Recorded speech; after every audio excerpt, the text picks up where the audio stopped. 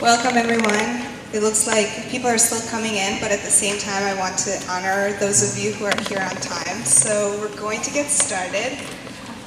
I hope everyone's had a chance to grab a copy of the agenda. I'm just going to go over really quickly some key things. So the first 30 minutes at the top of the meeting is public comment. We're also going to go around and do introductions and kind of also talk about a code of conduct that we discussed at the last meeting.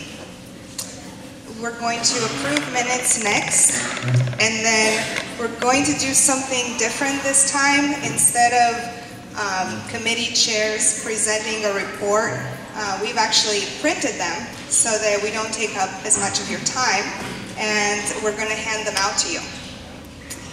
Then we're going to have 3 speakers, and then we're going to conclude with discussion items and closing activity if we have time. So thank you everyone so much for coming. My name is Sabina. I'm the chair of the Lents Neighborhood Association. But let's go around, and if you could please introduce yourself. If you are a member of the board, then let us know. And so tell us your name and one thing that you've learned so far this year. I'm going to start over here. My name is Christo Brownman. I'm the transportation chair on the board. And I've learned all kinds of interesting things.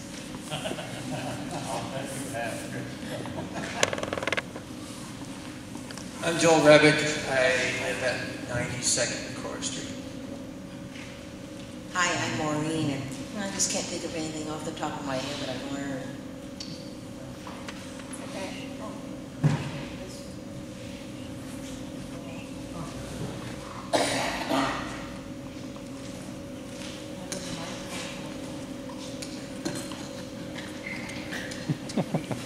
My name is Doug, and I live on 103rd Ellis roughly. I learned how to fix this microphone. My name is Shar, and I learned it takes a lot of work to run a community organization. My name is David. I'm her sidekick, and I also learned that.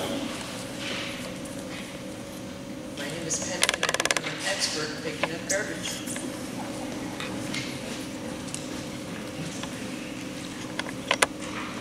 My name is Vicki Oglesby, and I'm the manager of the Holgate Library, and I learned all about the Vegas miracle this year.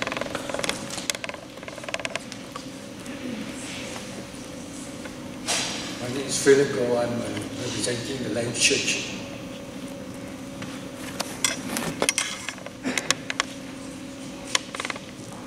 My name is Rosemary, and I live around Southeast 89 in Ellis. And I keep learning more and more that most of the medical and dental professionals are west of Willamette. Can everyone hear? Sure. Hi, my name is Jacob Sherman. I'm with the Portland Housing Bureau, and I live in the Brentwood-Darlington neighborhood. And I've learned a lot, but I can't think of anything in particular. Sorry. My name is Tracy. I live on 90th, and I learned a lot at the recent Public Safety Forum. My name is Vicki May. I'm on 111th off of Harold, and I can't think of anything specific. My name is Cora. I am your land use chair. And this week I learned this morning that most city bureaus don't have aging and disability in their policy plans quite yet. Barbara Bader, I'm a Lents resident and a member at large on the Lents Neighborhood Association board. Brian Robinson, 92nd Gladstone. When I learn, the older I get, the less I know.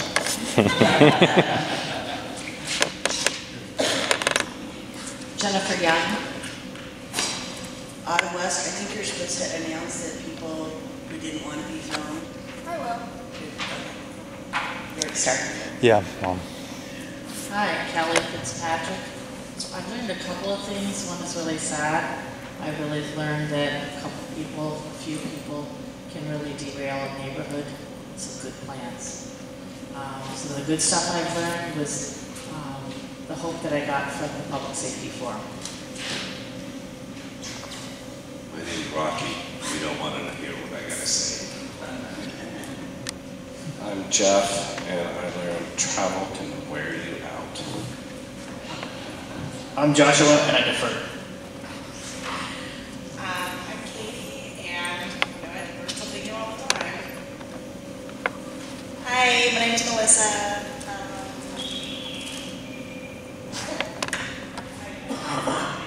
I learned that being a mom is super awesome, and I wasn't expecting it.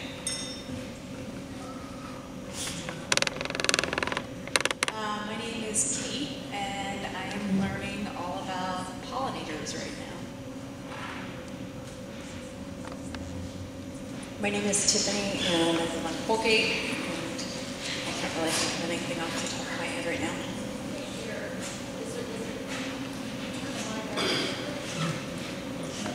My name is Tom. I live on 87th between Steele and Libby, and I've learned that in an age of disagreement, it's important to keep the dialogue open.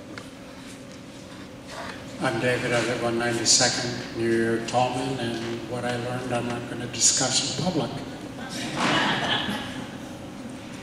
Jamie Green. Wes Wolf. I live on 108th in Cooper, and I've learned that working together gets more stuff done. My name's Kelly. I live at 102nd and Foster, approximately, and my mind's drawing a blank. I've learned a lot about love and work this week. I guess I'll just say that.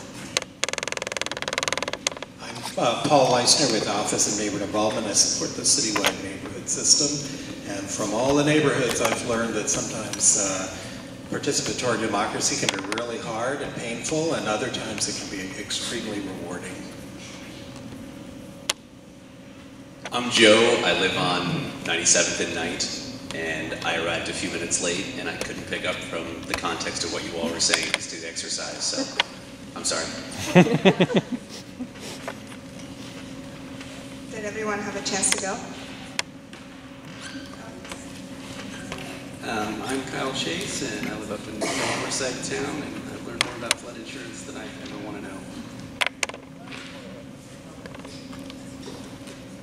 Richard, I live on, Richard Seymour, I live on 104th and Raymond, and I also didn't get the context, so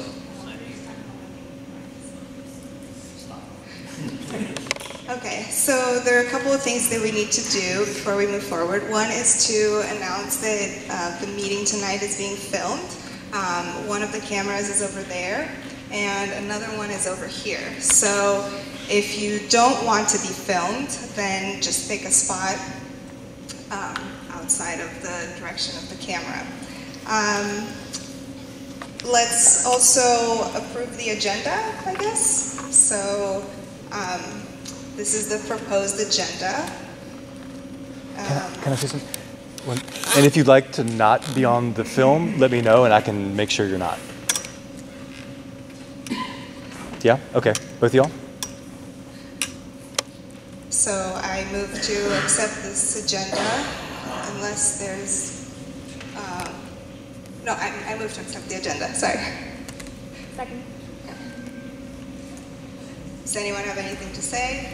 If not, let's just move forward with it, I guess. So at the last general membership meeting, members of the community worked together to come up with a code of conduct that made sense to them. And I have it there by the entrance. Some of the things that we agreed on last time, and we can always change or add to it, is to avoid speaking out of turn or interrupting, avoid personalization of negative feedback, avoid racist, sexist, xenophobic, or ableist language, harassment, talking down and talking over, assuming evil intent. These are also just related to what we do outside of here. So using social media as a platform to attack others, placing blame, or being disrespectful. And then we also talked about what would make you feel good about being a part of your neighborhood association.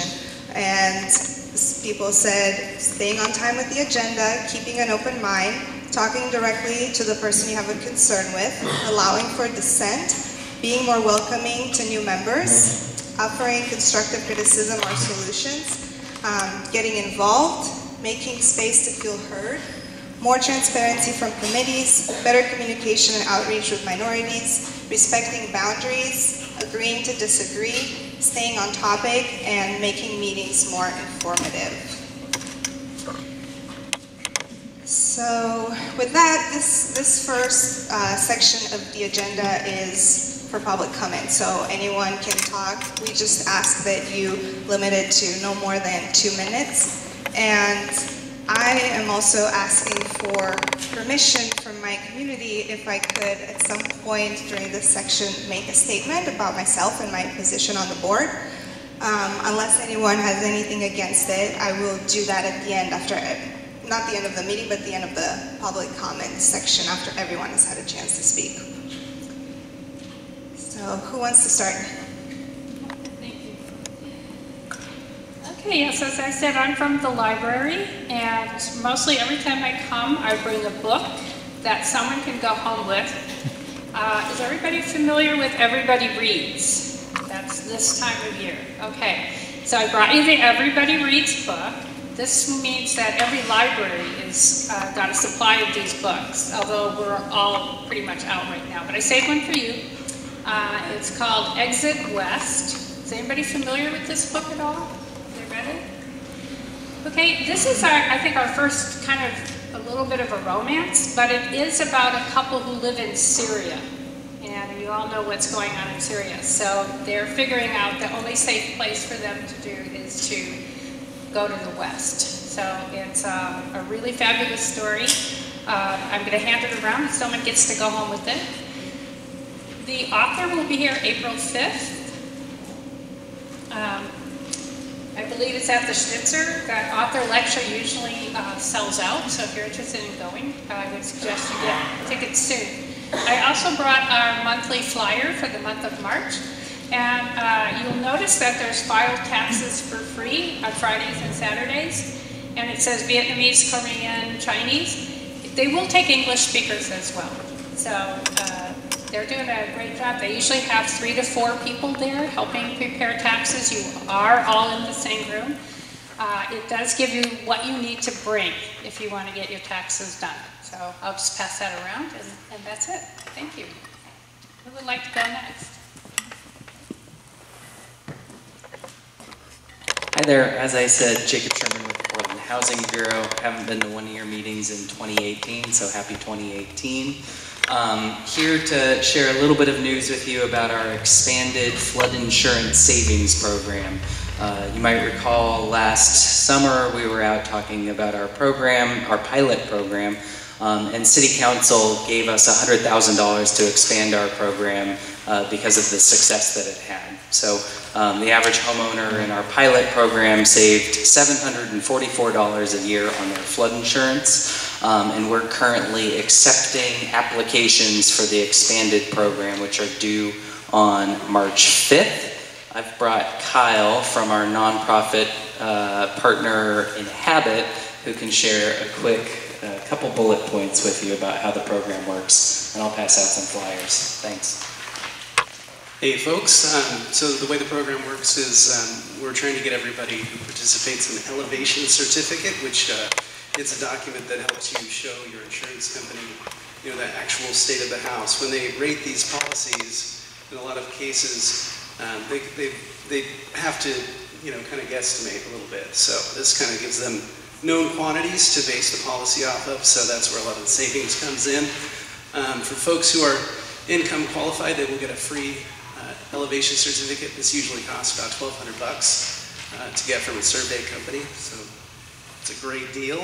And then you'll be hooked up with an insurance consultant to kind of help you get a good rate on your policy going forward.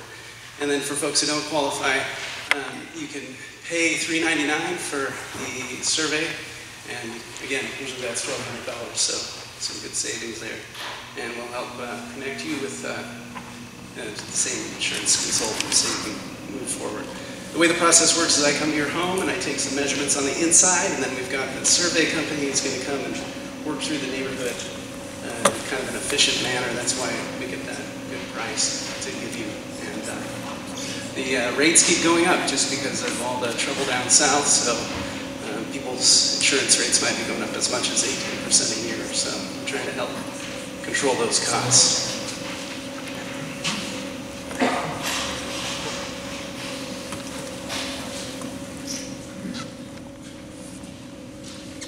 Anyone else would like to say anything? Oh. I have a petition here prepared by Shar to request the city to revisit the Foster Streetscape plan. If you are inclined to sign a petition, I'll just pass it around and let you guys take a look at it.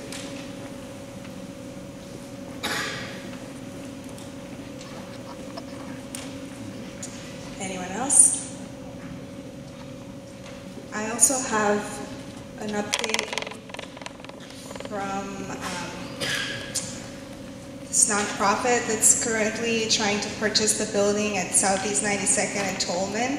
So at the last meeting, they submitted a statement to us and requested that they remain anonymous because the sale hadn't gone through yet. I'll just go ahead and explain it really quickly for anyone who wasn't here. So it's a nonprofit with a 24-year history of providing shelter to homeless families with children. And they're working to purchase the building that's for sale at Southeast 92nd and Tolman. This building is currently a homeless shelter for single men who are working to recover from drug addiction. The new program would work only with homeless families with children and would provide wraparound services for families in shelter to help them move into permanent housing. The nonprofit is currently going through a due diligence process to see if the building is in a condition to purchase. There are some concerns about oil tanks, asbestos, and a few other issues that are being investigated. They said they should know within 30 to 45 days whether the sale will go through. That was last time. And they just sent us another update saying they're still undergoing testing of the property. They went back yesterday, Monday, to do soil sampling to see if there was any contamination when underground oil tanks were filled in. And they're also doing some plumbing work with the sewage system. So all of that to say they're still waiting to see if things would go forward. They're hoping to know by the end of this week if the sale can go through. They are committed to working with the Lents Neighborhood Association in a transparent and collaborative process to create a new program in the Lents area. And I've asked them to come speak to us at the next general meeting in March so that community members have a chance to ask questions and provide feedback. That's all I have about that. Anyone else?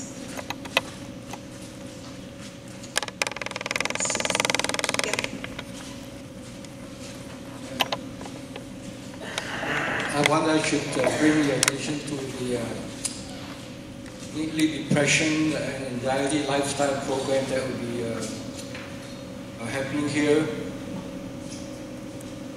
in the month of from I think March to May for 8 weeks.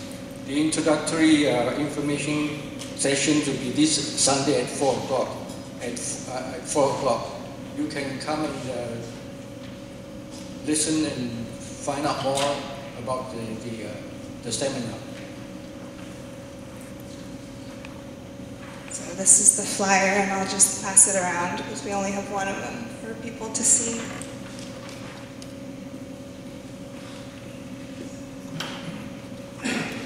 Usually there's a lot of talking that happens in this first part. We tried to increase the public comment section because people said that they wanted to speak more, to hear more from community members, so we've extended it to 30 minutes, but anyone else?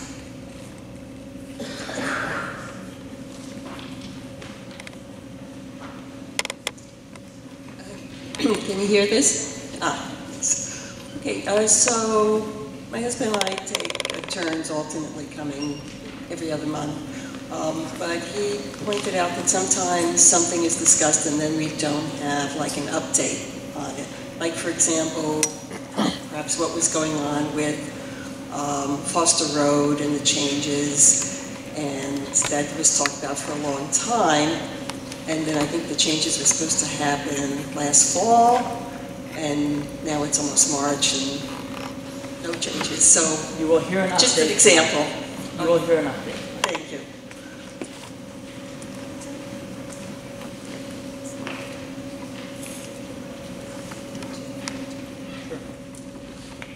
I'll just briefly speak to that. So Foster Road has been in the planning phases for a long time. The project is redesigning Foster Road, changing it from a 4-lane road to a basically 3 lanes, a center turn lane, which will be new, and then nice bike lanes. Sometimes they're buffered, so there's a little separation between the automobile traffic with expanded sidewalks and on-street parking. So that's been in the planning phases. It's been there was new funding that the city. Sure, you can't hear? Thank you. It sounded super loud because I'm behind the microphone or the speaker. So the city came up with some, or was able to use federal funds, is my understanding, and that required a more extended review process, so the project was delayed. The status now is that the construction documents are finalized, and they're now public. They're posted on the city's website. Anyone can view them. And they're waiting for contractors' bids to come in to figure out who will be the general contractor and awarded the project. They're planning to start maybe late April, but probably early May, with a 6-month construction time frame, so from May to October. Foster Road is planned to remain open, so they're going to be having kind of construction on the south side of the road, having 1 lane in each direction on the north side of the road, then they'll switch to the north side of the road, and they'll have a couple back and forths. So there shouldn't be any diversions. There's going to be there might be a detour at 82nd, like if you're westbound and turning left on 82nd, having to do a little jog as they're working on that intersection. But that project will then be completed within 6 months.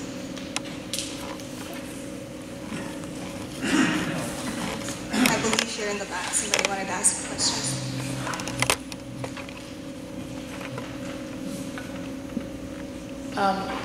There's a big elephant in the room, so I'm just going to call it out. Since October, we've had 6 board members leave the board. Since January, 5 have left. That's not even on the agenda. So I want to know what's going on.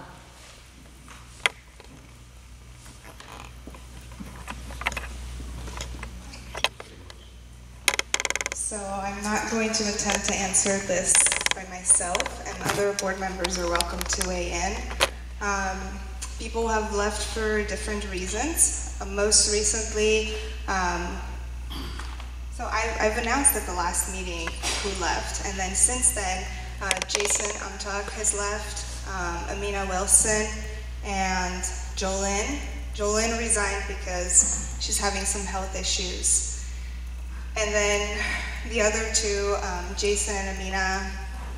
Jason, at least formally in emails, didn't really give a reason, and Amina listed several things, lack of training from the city for new board members, lack of support amongst board members, a lot of emails that get passed around us that are very consuming. I can tell you I've had to set some boundaries for myself, or I could spend just 2 hours every night answering emails, and it's really intense, especially for new board members. I was asking, why are we not discussing, why is it not on the agenda? This is huge, and there's a lot of background story behind this. That was my point. And I'd like to hear from the former members why they left. Sure. So the way we put the agenda together is by people submitting items to us. It says in our bylaws, as long as you request to submit items within 7 days, it's going to be on the agenda. So that if that's an item that's of interest to you in the future, just let us know ahead of time. Or at the top of the meeting, you can also always request. That's why I asked about approving the agenda. You can always request to add items. So the reason it's not is because no one brought it up. But we're on it now, so I think Christo had his hand up first. One second. So do we want, at this point, do we want to let other board members weigh in, or do we want to just pass the mic around for the community to speak? Okay. And I was on the board one time, and I think what happens is a lot of times people naively believe that it's going to take an hour or two a month. And depending on what you get involved in and how involved you are, it can take a really while. And then what you find is a whole bunch of different kinds of folks with different opinions getting together. And some of them know the right way.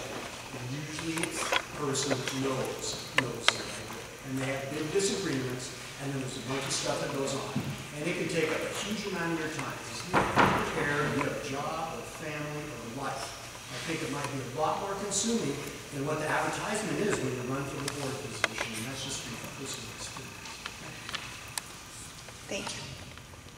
That's also been my experience. Before I joined and I was encouraged to join, I was told that it would take 2 meetings a month and preparing the agenda, and that's not how long it takes. It takes a significant amount of time. I, in addition to my job, run a side business that I haven't been able to do at all since I started this. So.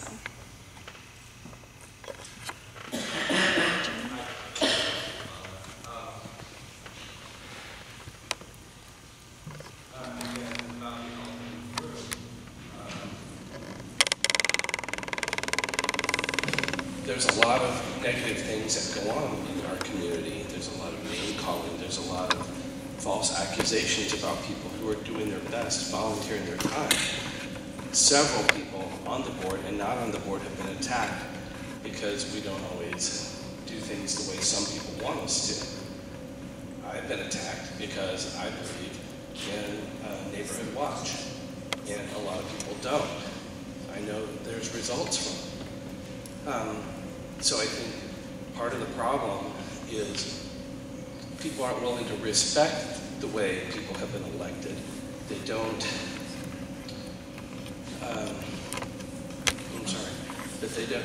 they just don't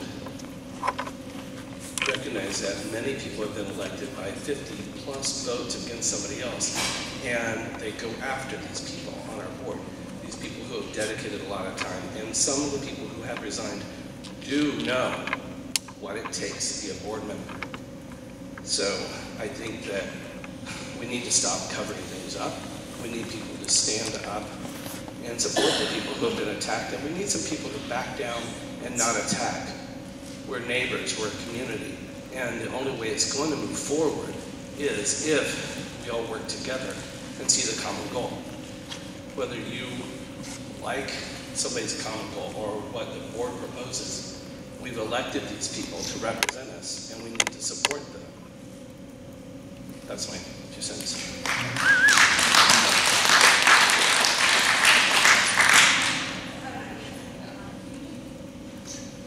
Hi, so I'd like to answer your question as a board member who resigned. I really went into being on the LNA with a lot of hopefulness and joy and excitement. And I worked really hard for my neighborhood and my neighbors. And there were a lot of problems. There was a lot of things that were continually brought up that were blamed on board members that we had absolutely no control about. Grievances that were multiple grievances, that our bylaws didn't work. I mean, we've heard the whole story about that. But basically harassment. I was horribly, horribly harassed for a year and a half. If I did anything, I wouldn't even say anything wrong. I would say if I did something that was done in a way that someone did not like the way I did it, if they had a difference of opinion, instead of saying like, hey, I have a different opinion from you, I was attacked. And I think, and there's a lot of misogyny in this that happened, and I'm calling that out. And for example, I did the neighborhood cleanup last year. It was a lot of work. Oh, and if I ever said I was working hard, I was criticized for that. Oh, Autumn says she's working too hard. She should quit. So I wasn't even allowed to say I put in a lot of work on anything. People would say, what have you done? And if I said what I had done, I was told that I was tooting my own horn. When I did the neighborhood cleanup, it was lied about repeatedly on Facebook. It was said that I spent $2,800, and then it was like $1,500. I was a grant. It was absolutely free. We actually made money by donations. But this was never corrected on Facebook. The Facebook harassment, cyber harassment was horrible. Myself and the other women who volunteered to do the cleanup were actually compared to blow-up sex dolls, complete with a picture of this on someone's Facebook page. And when you're a woman and you're doing something for your community, and there are a group of angry men out there that are posting pictures of blow-up sex dolls on Facebook, it doesn't feel it feels very frightening, frankly. I was afraid.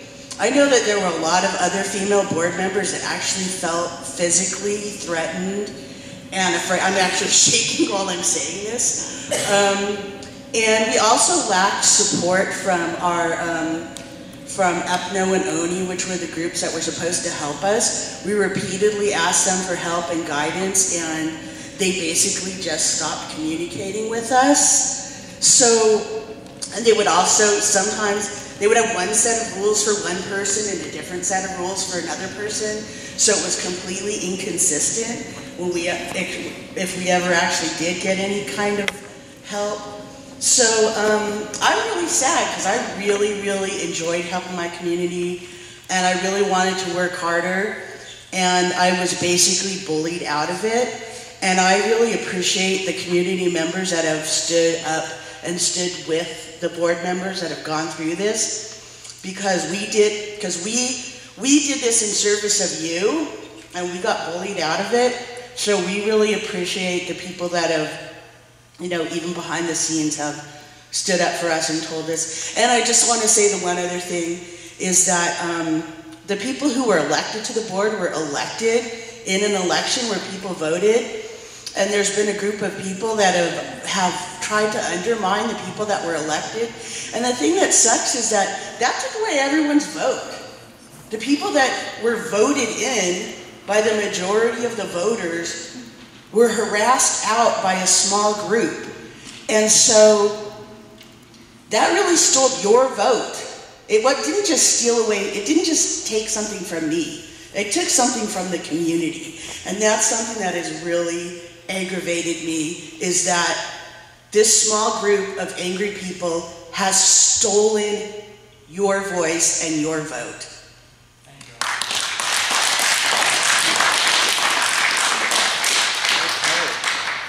So that concludes our public comment section.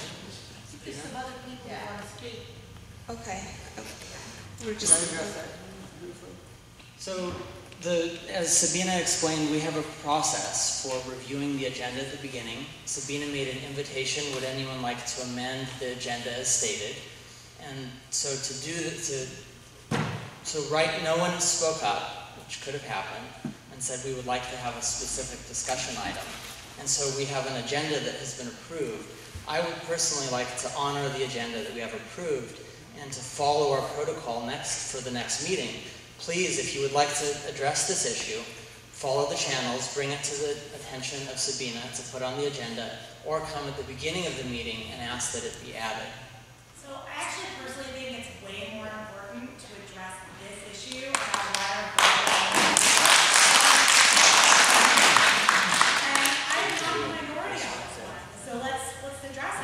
Okay. Well, I also asked at the beginning if I could make a statement to my community, and this is a perfect segue into that. Would it be okay if I read my statement right now with everyone? Okay. Okay.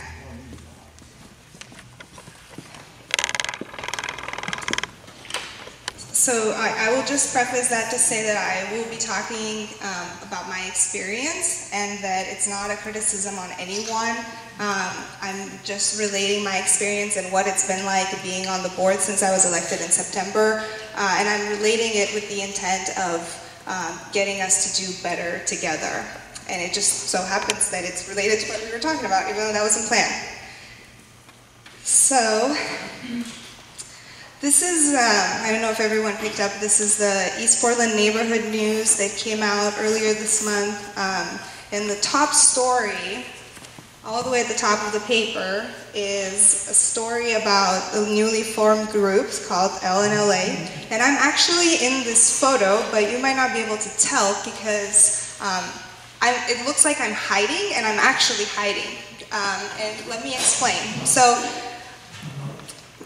the LNA is a group that formed initially by breaking away from the LNA.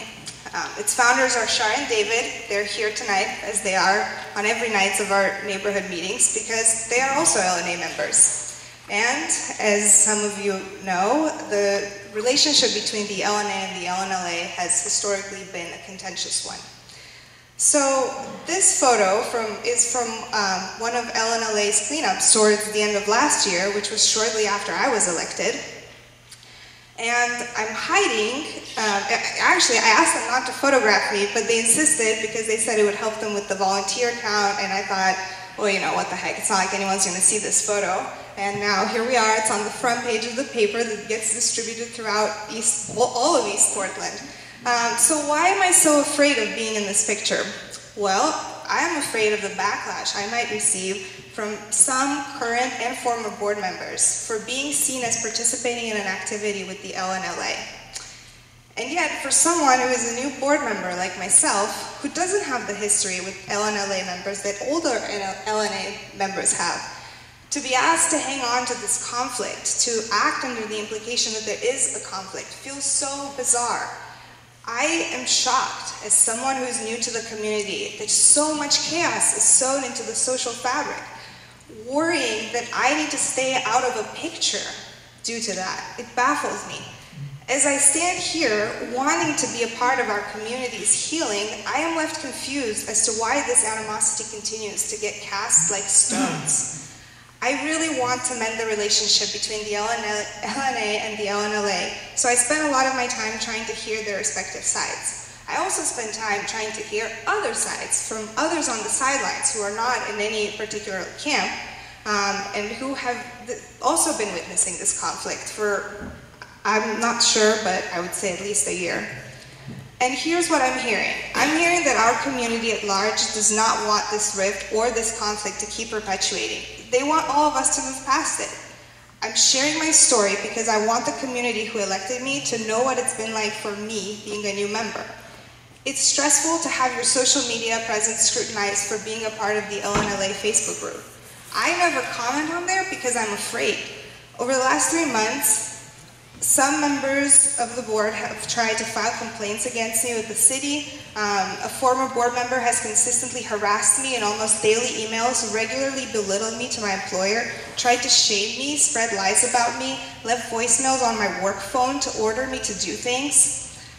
All this in part for suspicions that I've allied with the LNLA.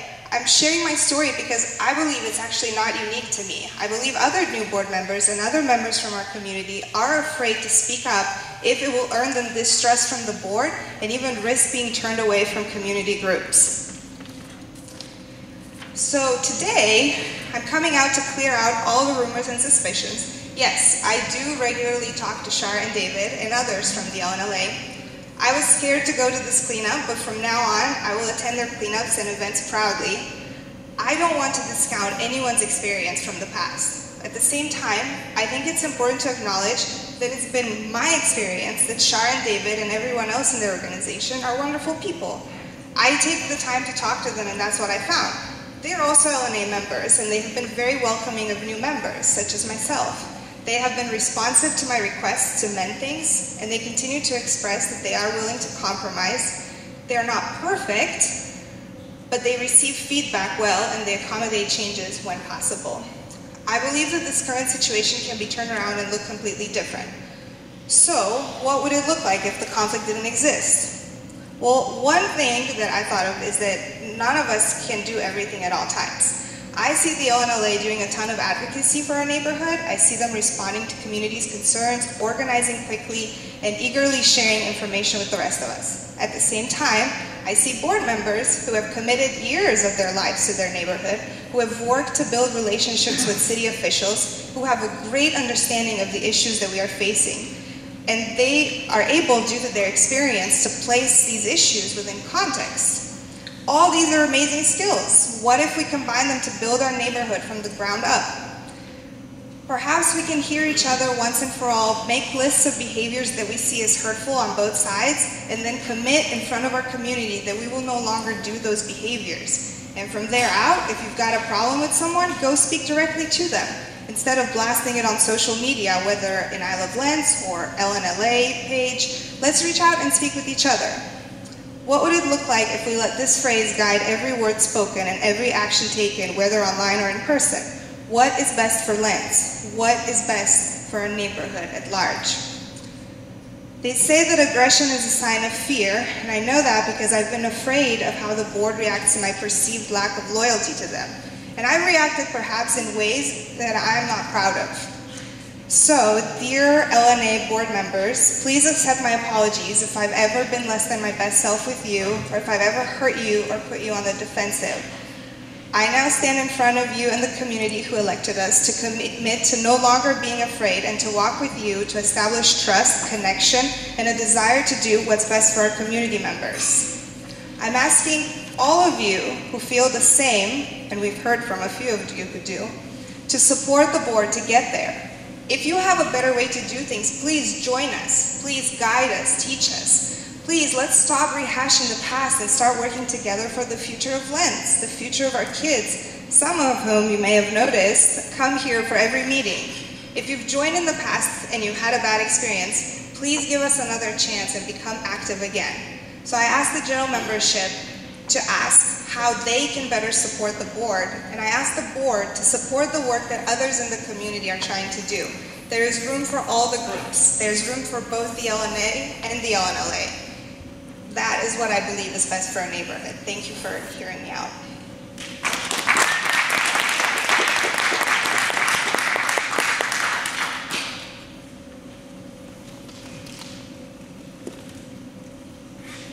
I applaud you, Sabina. I think it's great. I have no problem with LNA, whatever the other group does. I think it's great. They've done a lot of great cleanups. But like you said, you yourself were attacked, and it made you feel victimized, and it made you feel awful, did it not? It did, but I also have talked to the people who have attacked me, whether on the board or in the community. I've reached out to them and talked to them directly. So you weren't to the point where you were actually physically afraid for your safety? I'm sorry, what? So so you weren't to the point where you were actually physically afraid for your safety? There were some lines that were crossed that made me feel that way, yeah. So, and that's great, you're a communications person, so you have those skills to be able to communicate that effectively then. So, my concern is there have been some serious things that you want people to move on to, but when they are called such horrific names, and it has continued on social media sites. I mean, people are still being called horseface, there's other pages being made derogatory by the group. And I want to know, how do you want people to move forward when they don't feel that they've been supported whatsoever and they feel they've been victimized and not had a voice? How do we move forward with that? I respect what you're saying. So, like I said, I think that it would be wonderful if we had more support from the community. If more community members joined and asked us, like, what can I do to help you? And if you see something, some behavior that you don't think should be a part of our community, then, you also can, not you in particular, but when we're witnesses out there, and call it out. I'm not saying to ignore it. Like I said, I think we could work to make some lists of behaviors that we want to end and not have a part. But at the same time, I think we should also respect the desire of other people in our neighborhood to kind of move past this and maybe, talk about other things too. How do you pass something that's occurring? Excuse me, it seems like we've gone off the agenda. Yeah. Yeah, and there's some kind of a discount where people are going to save money, and there's somebody here to tell us about that? There are, yeah. Can we talk to those people? Yes. Thank you. I am in support of that. Okay, there might be room at the end of the agenda to have more community conversations. In fact, it was planned that way. So I thank you for saying that, and let's move on now to and respect the time of the speakers. So next we're just going to approve the minutes from last time. Sorry, there's copies of the minutes over there. Does anyone have any amendments to what is already in those minutes? Yes. You have to go as absent board member, but I should get absent. I'm the new secretary, so I was still learning, so thank you for bringing that up. So if there are no corrections to the draft notes from the agenda, I move that we approve the agenda from the January general membership meeting. Oh, yes, with the amendment that Autumn resigned. We just don't have to mention that she was an absent. Right.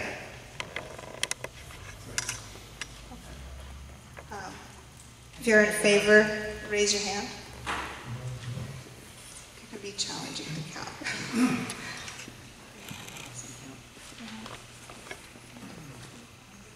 So hold your hand high and keep it up so we can get it count. 1, 2, 3,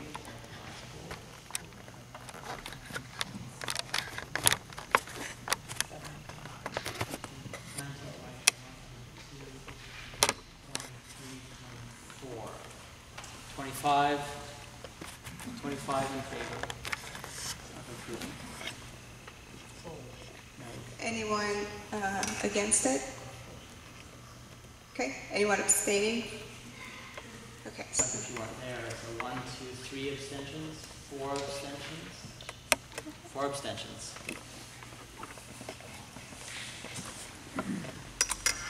So with that, the agenda is approved. Okay, so next we have committee reports, and like I said, we're doing it a little differently this time so that we don't take up your time. I've asked, by the way, how many people here go to EPAP meetings?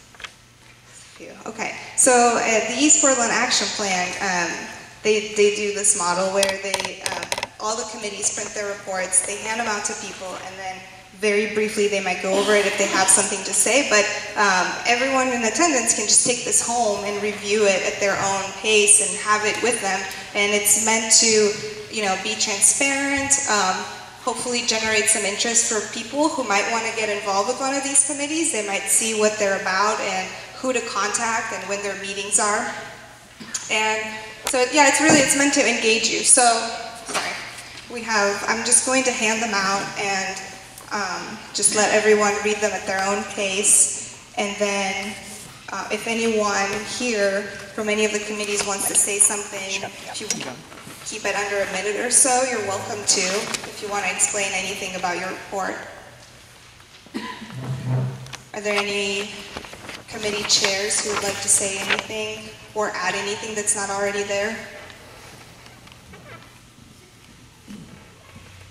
I do need to do a land use report, whether or not we have a committee meeting or committee convening. So we have 2 early assistance cases that are in process right now that are probably going to be of interest to folks. So one is the Jackson's Shell on 82nd and Foster is completely rebuilding and reconfiguring the layout of their buildings. I had posted a diagram back when I had the flu, so I'm sorry it was a little shaky picture, but all they did was mail, and that's all I had access to. I will be posting updated documents as soon as they're updated on the city websites. But if anybody has interest in that project, get in touch with me. The other one is very, very early in development is the Kumar property that's on Powell, which is just west of the McDonald's, basically, the big vacant lot there. They're proposing an apartment development there, and I believe that Rosewood's building a clinic in there, but it's in very early, nebulous, early assistance phase. And then there is one active land use case right now, which is just a design review modification for Oliver Station. They're just changing the kind of awnings they're using, and so it's a very sort of procedural thing of just saying, hey, we're going to use this color awning, and it's not going to be this kind of metal, it's going to be a fabric awning sort of thing. It's not actually changing the design of the building, just the design of the zhuzh that they put on the outside. So.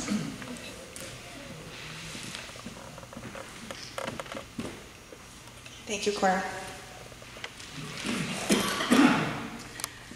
Okay, if no other committee chair wants to say anything, we will move on to... I'd just like to say, it's just not a big deal, that I brought a lot of the handouts and things from the public forum that was on February 13th, and I got them over there. So I think everybody heard me, you know. Right? Yeah, and I've included in the section about the livability committee, I've included what Jennifer sent me, the notes, and also, I think she... No, that's... yeah. I included the notes that I had in the two or three slides. So with that, we're going to move on to our speakers. Yeah. Yeah.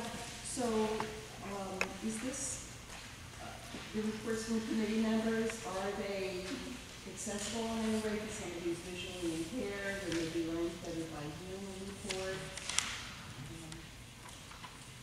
That's a good point. Well, like I said, if anyone wants to speak, yeah.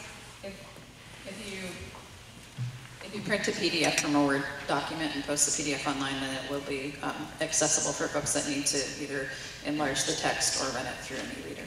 So this can be done online? Thank you. Okay, so I'll make sure to post it as a PDF then. Okay, so now we're really going to move on to our speakers. First, the Portland Water Bureau is here to tell neighbors about the Water Sewer Bill Discount Program. Katie Cook is the Customer Service Director for the Portland Water Bureau. Corbett White is the Customer Service Supervisor who oversees the discount program. Are they still here?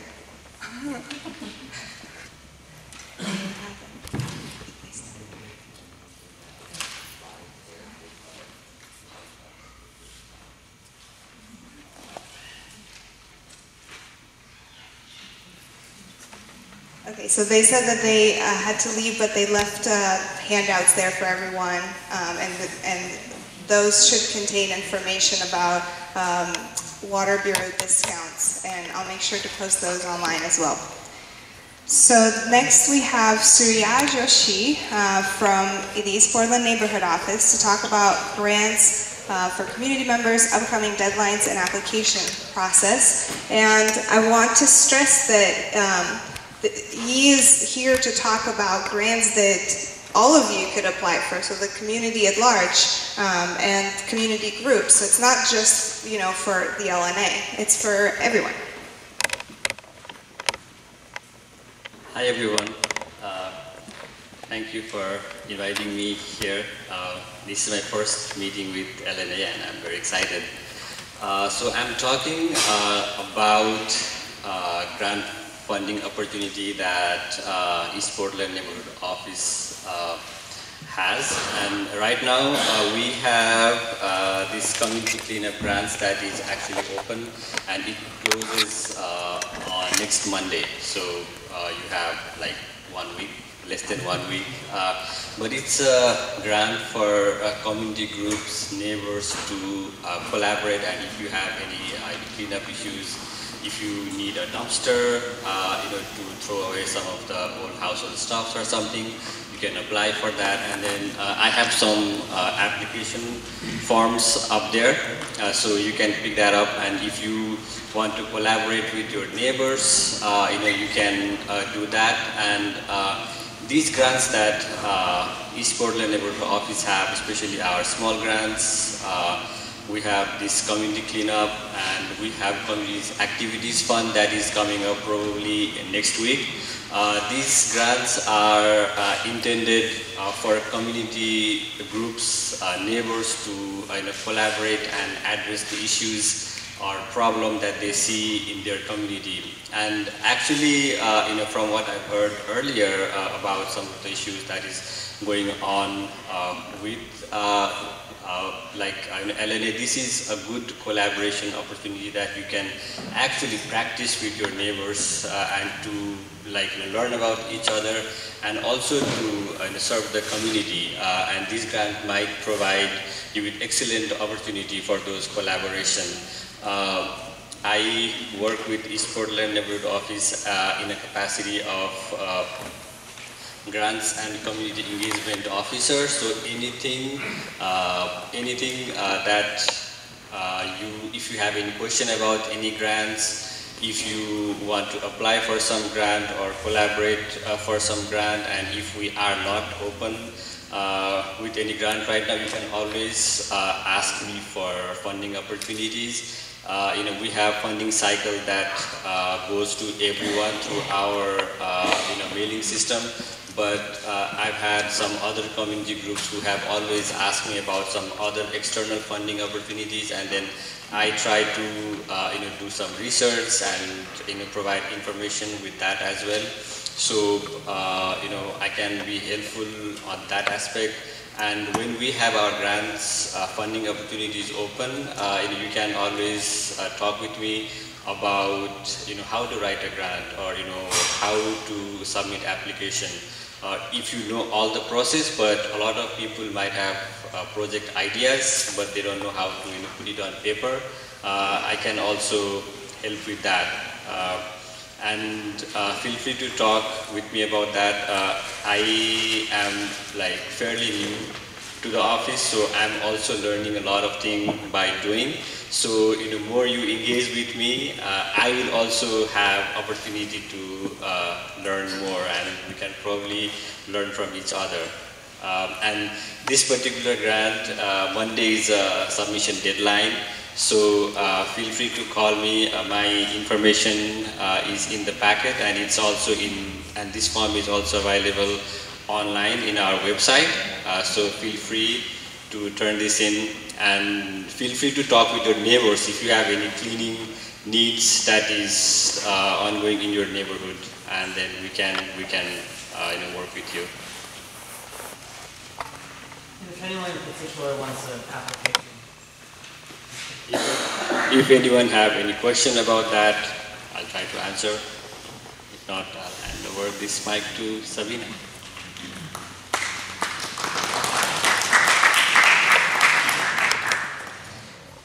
Thank you.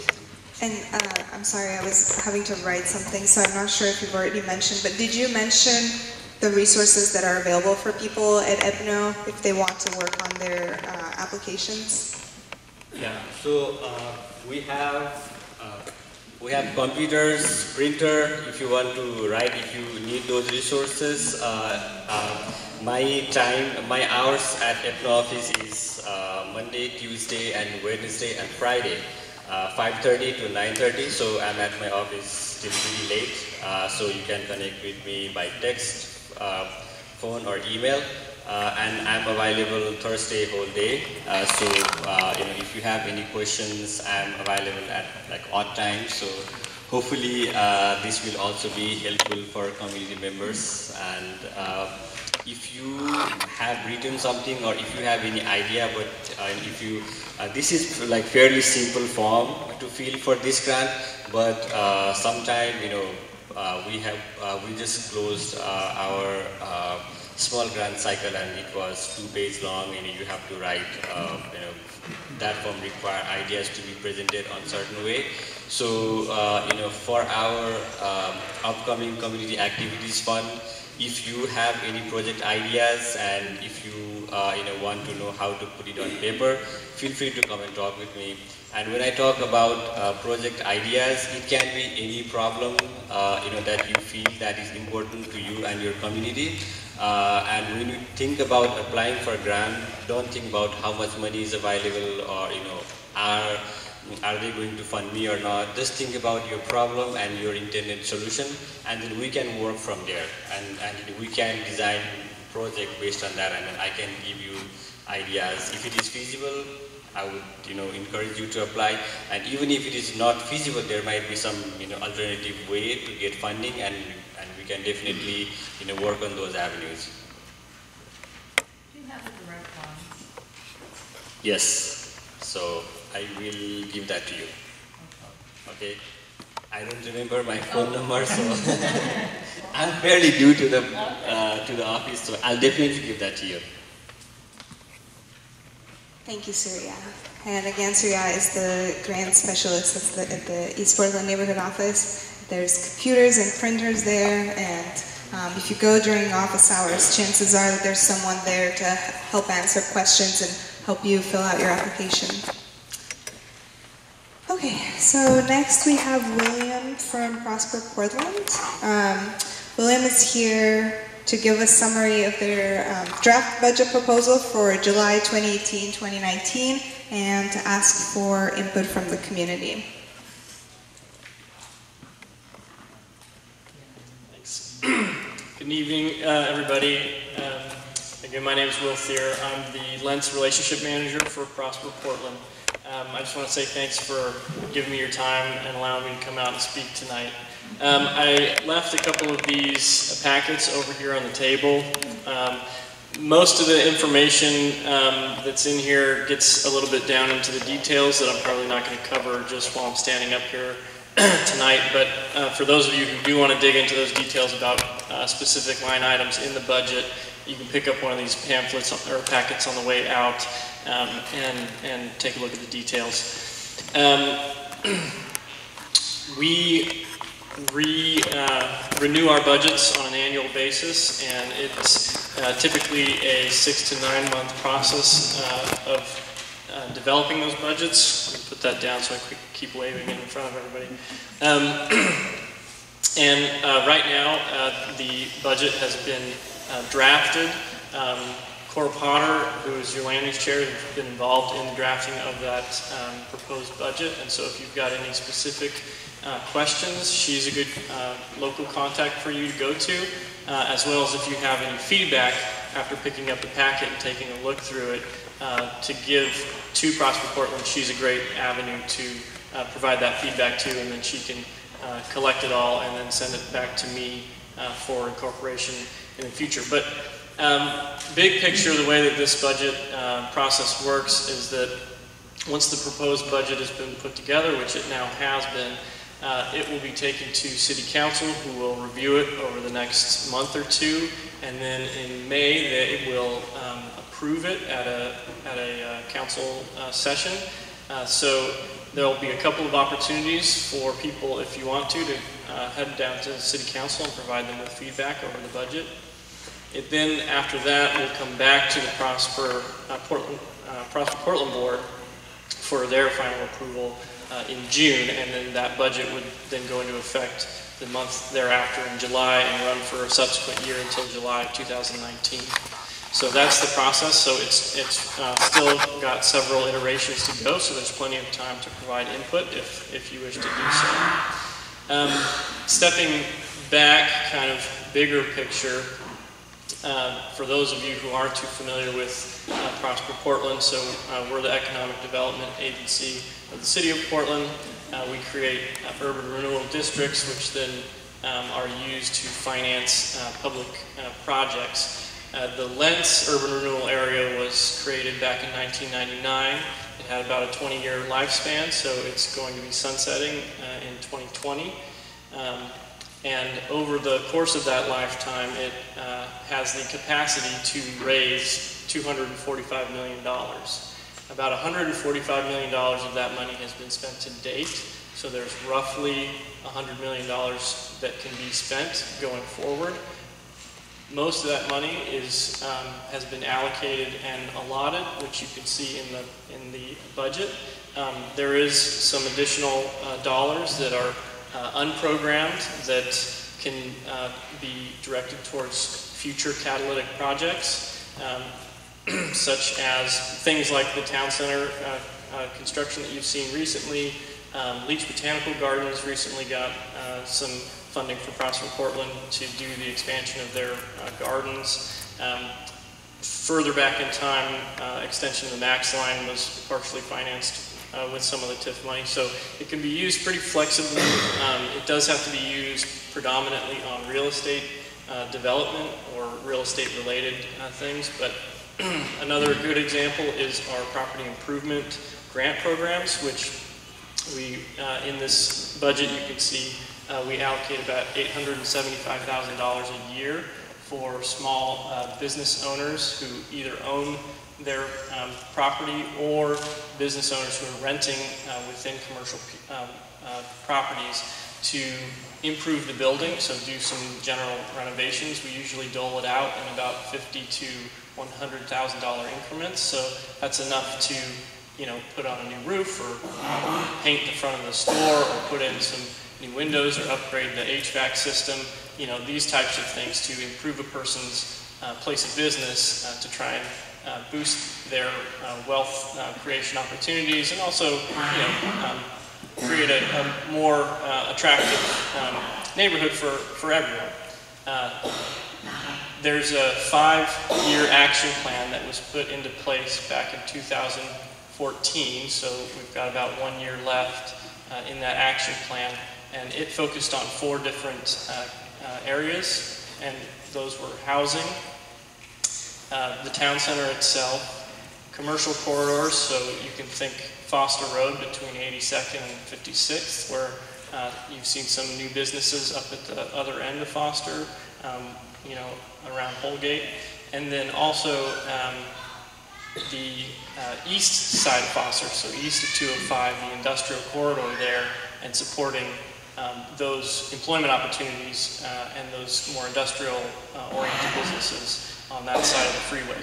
And so, so we've made good progress with that. You can see it in the improvements in some of the storefronts and some of the businesses up and down Foster Road over the last 5 years. You can see that very apparently in the town center and all the new construction that's occurred there. And the Housing Bureau has been hard at work placing dollars in building affordable housing, both for rental apartments, but then also they have affordable home ownership programs as well.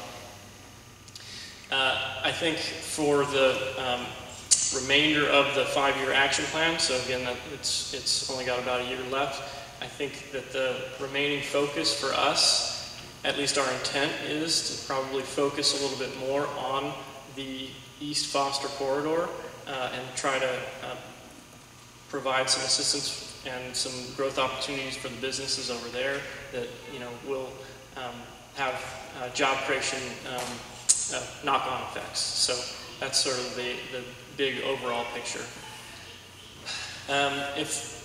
Does anybody have any questions? Let me just stop there. Yeah. With all the recent housing and whatnot that you're putting in, does Prospect Portland do anything to help with the infrastructure that's going to be needed? Like if you're bringing in more families and more jobs, our schools are already overburdened. I mean, what do you guys do to help with the infrastructure? So we have been involved with infrastructure over time. If by infrastructure what you mean is things like the Max line or improving streetscapes and things like that. For schools, you know, schools have their own budgets, and so we are statutorily prevented from spending our money directly in the school systems. However, having said that, at the expiration of the URA, of the Urban Renewal District in 2020, all of those tax dollars, property tax dollars that you guys pay that comes to Prosper Portland will cease to come to Prosper Portland and will instead go back to the general fund with the city, who then can allocate those dollars to the school systems. And the school districts themselves will see an increase in revenue from the property taxes they directly collect as well. That's right. I have a question. Yeah. So you mentioned that the Urban Renewal District is sunsetting. Could it be renewed? Could it continue on? It can be, but there's relatively little point to it because each urban renewal area has a maximum, what we call maximum indebtedness, which is that $245 million amount. And regardless of how long-lived the district is, it can't ever generate more than that total cap. And even if we have unspent money on, or you know, even if there's excess capacity there on December 31st, 2019, we have the ability to bond for that remaining unspent cap. So essentially we borrow the money and then we just place it in the bank, and so it's available to everyone, you know, for expenditures through the future. So about the only thing that you might save on it is the interest payments on that borrowed money, so, which can be significant. But you know, not to get way too into the details here, but if such a thing were to be proposed, it probably would only need to be extended by 3 years, I would say. And then the taxes that get brought in over that time will be equivalent to what we would have had to borrow at that point in time anyway. So, yeah. I can't help but say, is there any way there could be any money left over to do something about the lack of sidewalks on Southeast Dulles Street? I don't know. I can look into that. You know, it's not a problem that was on my radar, so I can certainly look into it. Yeah. It's such a broad question, but is there a general overview on what the renewal project for the industrial district on East Foster is going to look like? So if you go to our website and you go to the Lents URA, you can find a link to that Lents action plan, and it does get into quite a bit of specifics in terms of what the intent of those investments are. It's not going to like identify particular properties, and it shouldn't, but it will identify what the goals are and what the priorities are for some of those projects. You know, so for example, we are currently assisting in funding a development feasibility or development impact study in tandem with BES, because they're a very, very large landowner out there. They've purchased a lot of land all along Johnson Creek in order to do floodplain and wetland restoration, in order to bring more homes that are in the area over there that are currently in the floodplain out of floodplain. Because the more wetland restoration that gets done, the more capacity that the river itself can handle, and then that takes that reduces the size of the floodplain, which takes homes out of the floodplain, which then gives them added opportunities to get homeowners insurance and other things like that. But the same is true for the commercial properties that are along the Foster corridor. Many of them are in the floodplain as well, which then makes it very difficult to, let's say, redevelop those sites. And so this study is going to look at if those sites were to be taken out of the floodplain after mitigation, floodplain mitigation has occurred, what sort of value does that create for those property owners, and what sort of development opportunities does that create, and then with that development opportunity, what sort of potential job creation does that make? So that's that's just in the very early phases right now, but that's the sort of broader intent for what we'd like to do over there. I just a question about one of the budget items. So there's under the infrastructure and transportation, it says Foster 52nd to 82nd. Yes. And so that seems like it's outside of the Lents neighborhood boundary. Can you just speak to that? How that's that might be the 52nd might be a typo there. Okay. That might be 56 to 82nd. It does. So actually, the URA has a finger that goes all the way up Foster to about 56. And so what that is our contribution for the Foster Streetscape Improvement Project that PBOT is doing to increase the sidewalk capacity and bike lanes and parking lanes, and bring it down to two-way traffic with a center turn lane. So that's what that line item is. Are there any other fingers other than Foster? No. Okay. Yeah, the finger was added after the original was created to try and assist with the urban renewal of Foster Road. It's tied to here. Cool. Right. Yep. Okay, well, I don't want to take any more time. I know you got a lot of other stuff, but like I said, the packets are over here on the table if you want to dig into the details.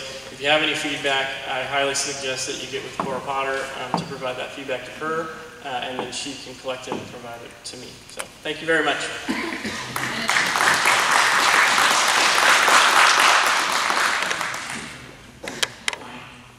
If there's enough interest, I've been doing urban renewal area stuff since 2006, actually. I've been on the budget committee, so it's one of the reasons it's a lot of continuity. But if anybody ever wants to sit down, it would help if I could do it all at once, because I'd probably lose my voice if I did it over and over again. I'm happy to meet up with folks and give them, like, TIF 101, which is tax increment finance. That's the money mechanism.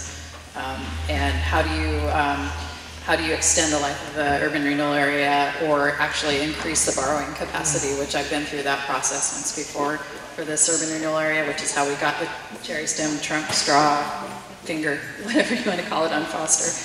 And then just talk about, all of the various plans that have gone on in the past and we're currently operating under, and the future projects that actually are started like 3 or 4 or 5, maybe even 10 years ago, that are just finally coming to fruition. So, like you've seen, the town center has sprung up seemingly overnight, or over the course of a year. It actually took 15 years for us to get to that point.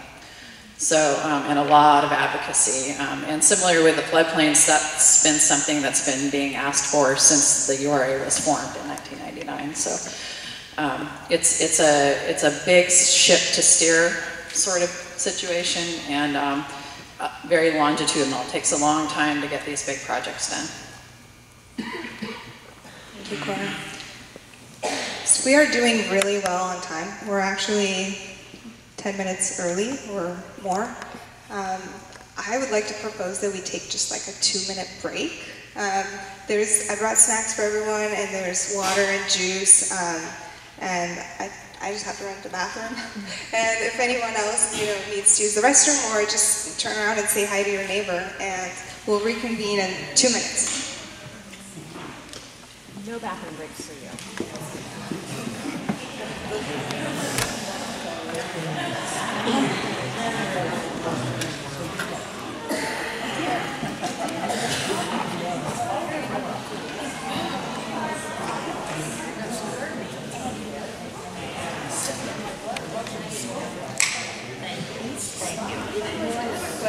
Discussion items. One is Robert Schultz's, and the second one that I want to encourage you all to stay for, even if, maybe you're not interested in the next discussion item, because I see some people are kind of thinking, oh, this is it, I'm going to leave, is at the end we have closing activity. And what I was hoping to do is, last time we brainstormed what kind of things we want on a code of conduct. And it went really well. People worked with each other, got to meet more of their neighbors. And this time I was thinking that we could work with each other in little groups and then come back together and talk about what kinds of things would you want your neighborhood association to advocate for you. We talk about it sometimes, and we still haven't set goals for the year, which I'm told is pretty normal, for a forum that's newly formed. But it would be wonderful to hear from our community as well, from all the people who show up here every month, whether because they have an interest in these meetings and their neighborhood association, or because they want to support us. What would you like to see us advocate for on your behalf? So that will be the closing activity at the end. And with that, I'm going to turn it over to Robert Schultz, who wants to talk about some stuff going on social media. Thanks. I'm going to stand over here so I can set this down. So the only other thing I was going to mention, in order to make sure that the discussion goes well, so we obviously have the code of conduct that we've agreed on, and then Krista usually helps me facilitate the discussion items, and we are just asking our community that you respect the facilitators and kind of the way we try to work the crowd to make sure everyone has a voice. Real quick, can I just ask that we have people stop talking because I've been having a hard time hearing other people. I can't hear you. Oh, okay.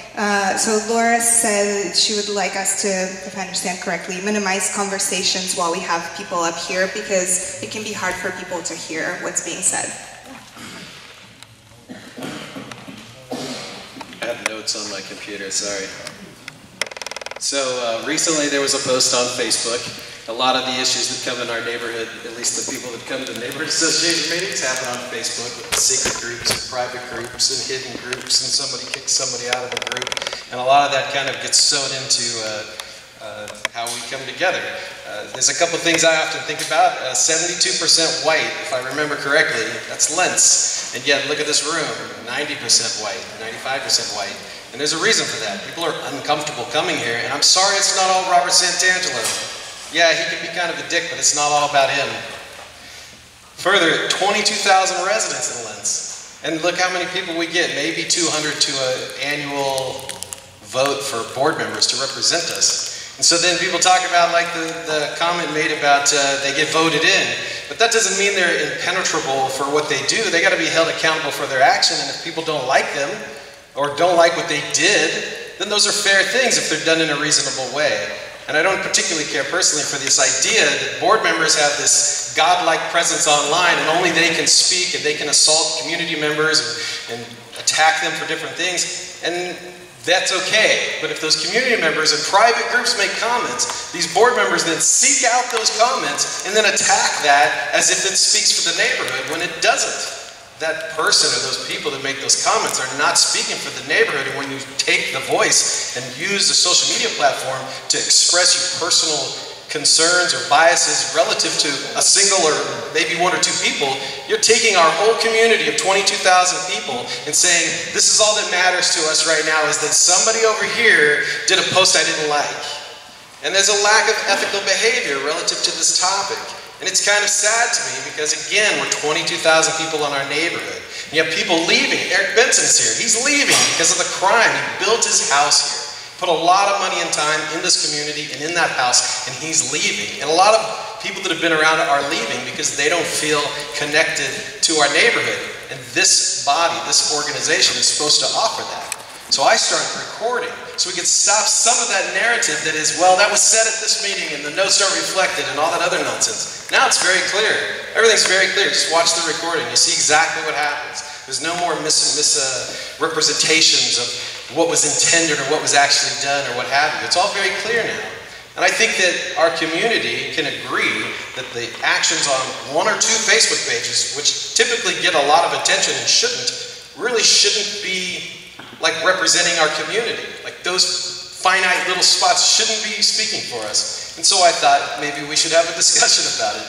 I filed a grievance. I saw something I didn't care for. That's the process that's supposed to represent my dislike for what happened. So I filed a grievance. I've been to the grievance meetings. They're a bit tedious, but that's community members using the system in place to speak against the things that are happening that they disagree with. Exactly as Crystal pointed out when this started, which I totally agree with. For so long, this body has operated without any avenue for people to voice dissent. If you came to a meeting previously and said, I want to talk about the homeless people, people were told, and I heard them and I was told this, oh, if we spent time on that, we'd never talk about anything else. And now we have homelessness everywhere and you can't escape it anymore. Maybe we could have offered something different ahead of time, but there was no avenue for that. So I'm sorry to sound a little frustrated because my goal was actually to have more constructive conversation. But I watch it, and I've tried to be quiet. I had a much larger presence online. I was one of these people that called people out online and engaged in those arguments, and sometimes I still do. But I've lessened that because it's so ineffective. So what are we asking our board to do if we continue to let them squander our voice in these tedious little battles because they happen to be admins on a board? Sorry. I'm sorry to interrupt, and I'll let you finish, but I'm just making a comment based on my conversation with you, based on what I thought you were going to talk about, and that is that it was supposed to be focused on a specific item, and I think that if you don't mention that, it might lack context for what you're saying. It might just sound like a general rant, but was there something in particular that you wanted to talk about? So some board members didn't come to a meeting. A community member on a private group said it was a boycott. And so then 5 of the board members decided to collect themselves and privately communicate to take a public position on the only voice that our neighborhood association really uses, which is a Facebook page, to say that they weren't boycotting it, etc., which actually had the reverse impact. So now everybody knew about this comment this one single person made in a way that really, cares what a single person thinks? We're a community. When 50 people think something, that's when we should be having our board speak up. So that's kind of where this all started, and then I heard some of these things, because I've been around, I was on the board, I've been involved in some of these contentious things, I've been, witness to a lot of this stuff, and it's interesting how hypocritical some people get with these topics, when they were just as guilty, but they were in a board, so that somehow means they're, above and beyond the rules they want to apply. So again, that comes back to the ethics of how this board operates, and what we as a community hold them to, what we're willing to accept. And yes, we have our favorites, and we like to talk to this one or that one, because we think they most closely mirror us. But then after that, what are we really holding them accountable to? Because just because you are elected by everybody doesn't mean you just do what you want. A lot of people want to do things. They want to plan the fair, that's my thing. They want to do cleanups like Char and David. They want to attend them. And yet, so much animosity is present that you can't even do that. Barbara's big issue with the air quality. It's an issue I feel comfortable with as well. Like, want to help advocate for it. I feel totally uncomfortable going to a meeting because of how divided everything is. It's incredibly contentious and very unwelcoming environments that we've created around this. And there are all these long histories. At any rate, my point in wanting to talk about this was to hear what everybody else thought about this thing that happens online and what our community standard is supposed to be relative to what happens, what we expect. Because the only thing I've ever heard is board members talk about how they want their voice heard and they don't want anybody speaking against them and how they're going to control social media voices that impact our community, but I've never heard that talked about at a general meeting. I've never heard it talked about in our... Go ahead, yeah. Let's hear. Yeah, I just wanted to say that it's not fair to say that there's not a venue to speak dissent or bringing up any problems that people have with the board, because that's what we spend most of our meetings talking about. That's what we do at these meetings. People come and they criticize the board. The board takes that into account, whether you want to believe it or not, and then we try to go on forward. But we just keep on and keep on, and we keep having the same conversation. This is how we spend every meeting. This is how we spend half our meetings. And everyone's trying to do their best to get along. We all want to get along. We want our community to be good, but all we do is chew each other out. Cut it out. I agree. But I've been at the board meetings watching the same thing happen. Hour after hour of each different meeting is another hour. Even when the last directive to the board was no more nonsense with the legal LNA stuff. 45 minutes of back and forth about what was really meant by the motion to not pursue it further. Well, 45 minutes wasted. And yet, it's our community that's not speaking up enough and not attending enough to offer support to people like Michael when he says, I'm done with it, let's move on. We should be challenging that, but how does that look like? Because where is our avenue? Char and David stood up at a meeting, they had a bunch of condemnations of things they didn't like, and they were really not received well, and we didn't present them with an alternative. Hey, here's another method.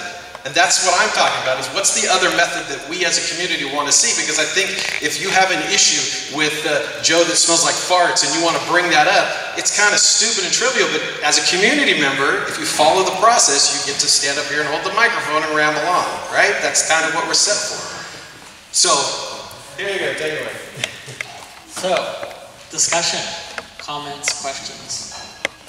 And if you just sort of make sure, I'm going to try to pay attention to the whole room, but if you haven't gotten my attention, please make sure to hold your hand up. Hi, so when I was on the board, I was the person who suggested shutting down the Facebook because of all the rude comments on Facebook, and of course got a lot of hell for that. And I actually never posted when I was a board member, I never posted anything on Facebook, stating my opinion, because I felt that that was inappropriate for me to state my personal opinion. I just acted as integrity as a board member.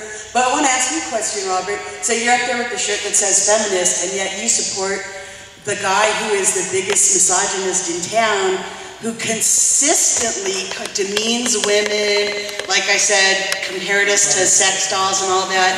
So now that I'm no longer on the board, I have the right to use my voice how I want, and I'm going to stand up to the misogyny, because all of the female, at least a lot of the female board members were called sorority girls, and, just very... and Cora's the queen, and Barbara was step and fetch, and Jennifer was from the neck up, and those were very demeaning, disgusting, and a lot of the people here support the person. You are in the same group with that person, and you support that person, and you do not call him out. Why don't you call that person out for their misogyny? I do actually call him out. And I'm standing up for feminism. You can wear a t-shirt. I'm using my voice. Fuck misogyny and fuck the patriarchy. Well, let's talk about the names you allocated to people, the names you because that happened too. But somehow in your hypocrisy castle, you forget all that stuff that you yourself did. Barbara, Robert, can we have a timeout? So what's important is that we maintain a safe environment on an emotional level. And I want to just take a moment to just take a pause. But let's be clear. Who says I support Robert Santangelo? It's kind of a ridiculous assertion you make. He said he's his own agent. Because I talked to him, you talked to Joanne, you talked to Gary. So, going back to our ground rules, one of them that we discussed in our code of conduct was to avoid personalization of negative feedback, and I think it would really help us all. I'm speaking. I think it would really help us all if we focus on behaviors and not people. So if there are behaviors that are, you've observed that you think are harmful, that's fine to call it out. But specifically pointing fingers and assigning blame to individuals is not really, creating an environment where anyone can feel comfortable speaking. We've agreed on a code of conduct, and we're going to stick to it.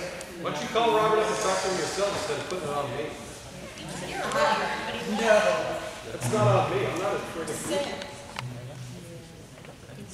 My two cents. My name's Eric Betts. I'm the one he was talking about. I built my home here.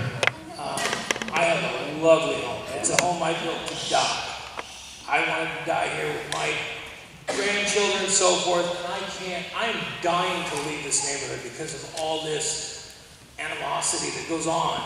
It's not a neighborhood anymore, and that's what we need to get past. We need to get past, everybody has the right to their opinion. I myself, I'm the founder of I Love Lents too. Why? Because I spoke out against something I believed in, and because it didn't go along with their protocol, I'm blocked. That's why our neighborhood has so many pages, is because we are muted. This is the only place, and everyone wonders why it's so hostile in here, because this is the only place we feel we can actually get our voice heard. Because the LNA has addressed I Love Lents as their go-to page in conversations. You can contact me through the I Love Lents page. Well, when you're blocked and you are a taxpayer, don't refer to that website. That's not fair. You're muting us. And just because my opinion, and I still got it say, in no way was there an attack, but they perceived it as an attack, I'm automatically blocked and I have no say. This is what this neighborhood needs to get over. We need to all be able to speak freely and speak, to where we can talk to each other without the argument, without the squabbling, without the name calling. If you guys have an issue with somebody, I had an issue with Robert one time. Me and him talk. Now I talk to him actually quite frequently. Communication and not being muted is probably what I see the biggest thing. And I feel it's not a neighborhood anymore, unfortunately. And that's why I want to leave, even though I built my dream home here. I just have one question to you. What was the call out on the I Love Lents page? That the LNA was saying that it was their official page? Oh, we go back a minute. I can look at that. It was referred to that if you need to contact, you can contact us through the I Love Lents 2 page. And I brought this up with Joanne Neary, and she agreed when I was. I'm confused about the I Love Lents 2 page. I Love Lents page. I started I Love Lents 2. Because people are muted, and it shouldn't be that way. Why does somebody have to take such drastic measures to open another page where people can converse? No, I'm just wondering block one person. Because the LNA does not consider it their The Fred Myers, right? I'm not. It's saying it's addressed in your meetings, and when it is addressed, and yes, it was. You can even ask Joanne Neary, somebody you guys can trust. I addressed this. That when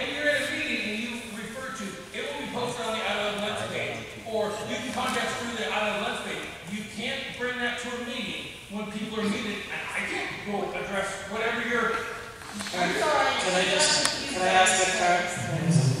I'm thinking, Barbara, what you're asking is what was the issue and why did Lents? I'm just confused by what he's saying. Am I right? So can I ask, am I right? We talked, this was one of my first meetings I was at.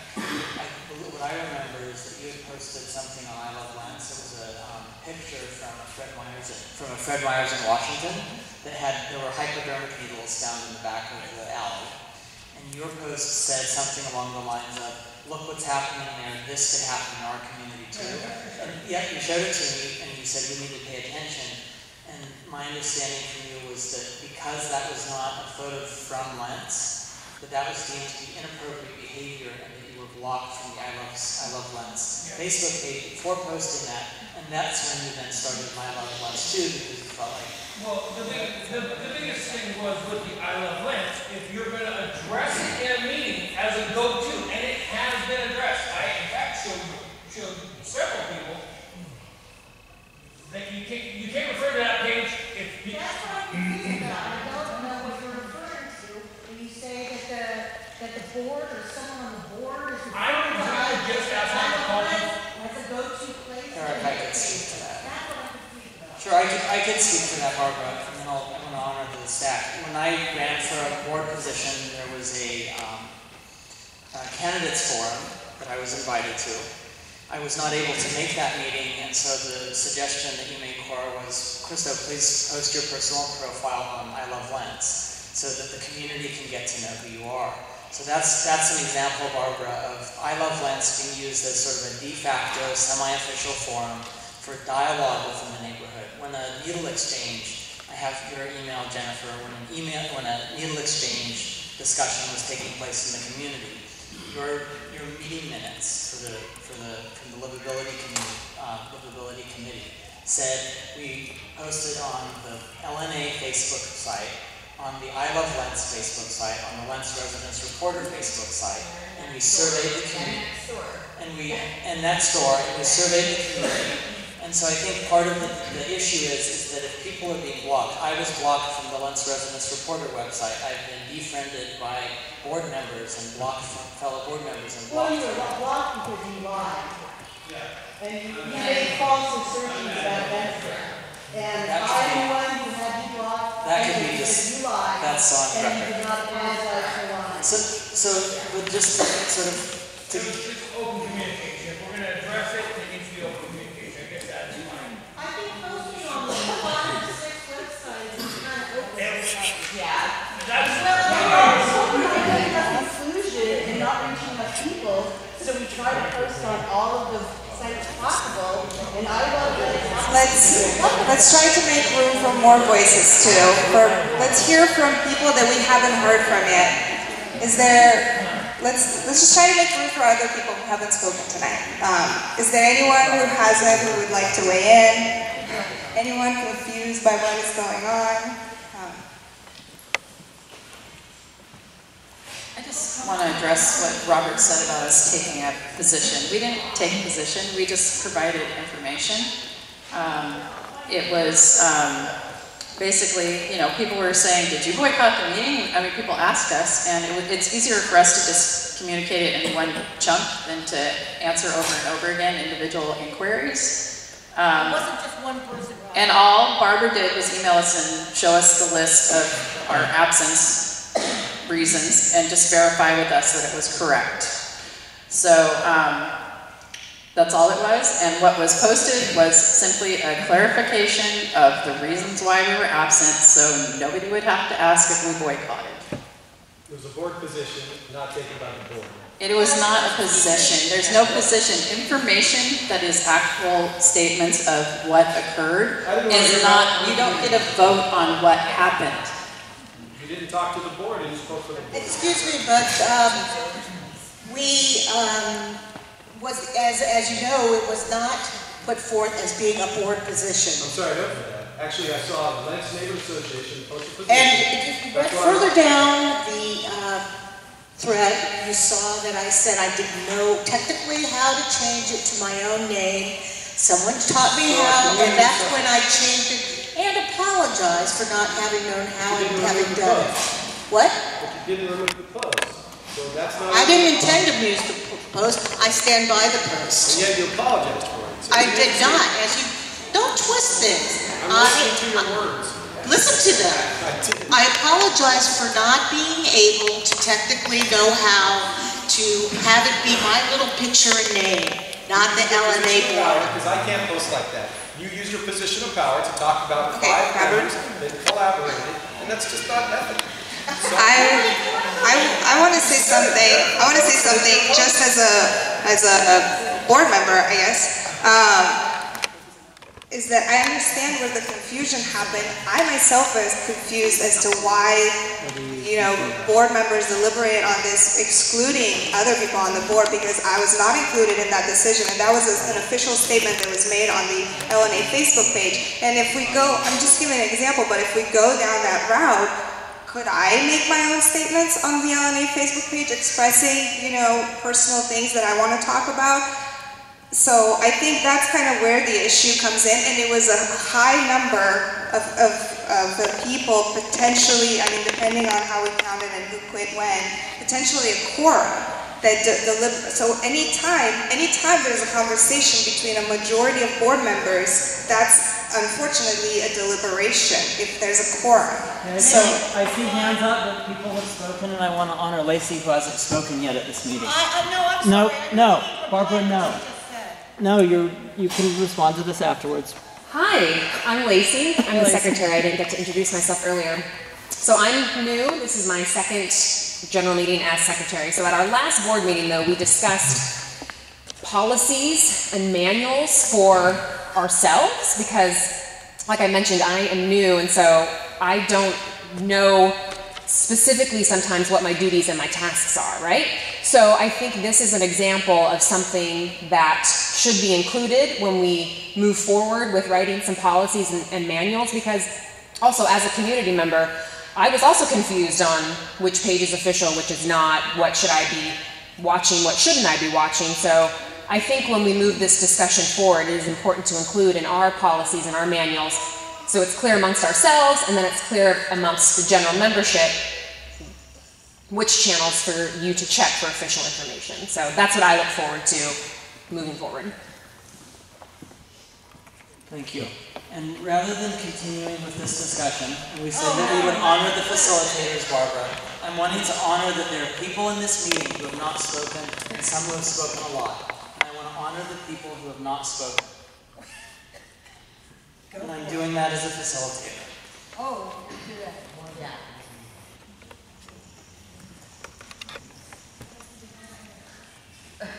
Thank you. Barbara, thank you.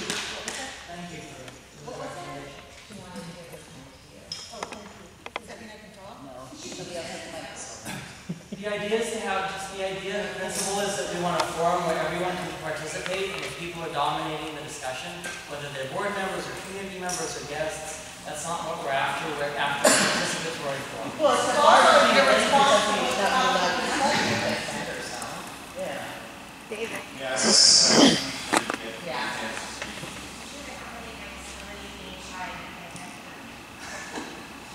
So I am a newer member to Lents. I've come to meetings since I moved here about 1.5 years ago, and I am running for the board, and I've expressed interest to the board for that. But I do want to question this. I don't want to dismiss anyone's feelings. Everyone has a right to be heard. But is this the best forum where we are supposed to be working for the greater good of everyone in our neighborhood? I know Robert mentioned we have 22,000 people, but literally the last couple of board meetings, these, everyone's trying to chance to be heard, but I'm going to ask as just a general member, what have we actually accomplished that's going to benefit Lents tonight? And we heard some great updates, but what are we really doing to help other than going back and forth? And I've heard the same arguments the last 4 board meetings.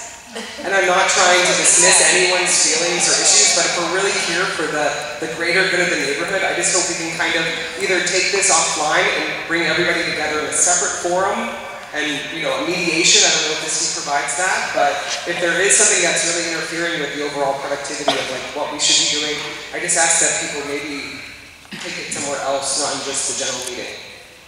And no offense to anyone. So we are now at the end of this agenda item. I apologize to anyone who does not like that. and we are going to then proceed with the rest of the agenda. No, I'm sorry, that doesn't fly. Yeah. That doesn't fly. You're so into wanting the people to speak. I'm willing to let other people speak, but you don't just shut them down. Our concern was just that this gentleman brought up an email. We are board members. And you shut us down at the same. So this agenda item could be tabled and continued into the future. Okay, well, let's just have one last closing comment. Let this go. Why do you want to end it now? I said we could have one last comment from you if you would like. I'd like that, but I don't want it to be the last comment. I don't agree with that. Well, we voted to approve the agenda, and it's disrespectful to everyone here. It isn't. It's not 9 o'clock yet. You know, if there's an item that happens at 8:50 that's closing an activity. An activity? Yeah, that's what Listen, I am the one responsible for the post about us not boycotting because despite what was said, it was not a response to one person. It was a response to a lot of persons and a lot of noise about it. And I have to say that it wasn't the only time this kind of thing has happened. And I think I'm at the end of it. I don't want to quit and resign. I signed up for 2 years. I was elected by a lot of people to do it for 2 years, and that's what I'd like to do. But,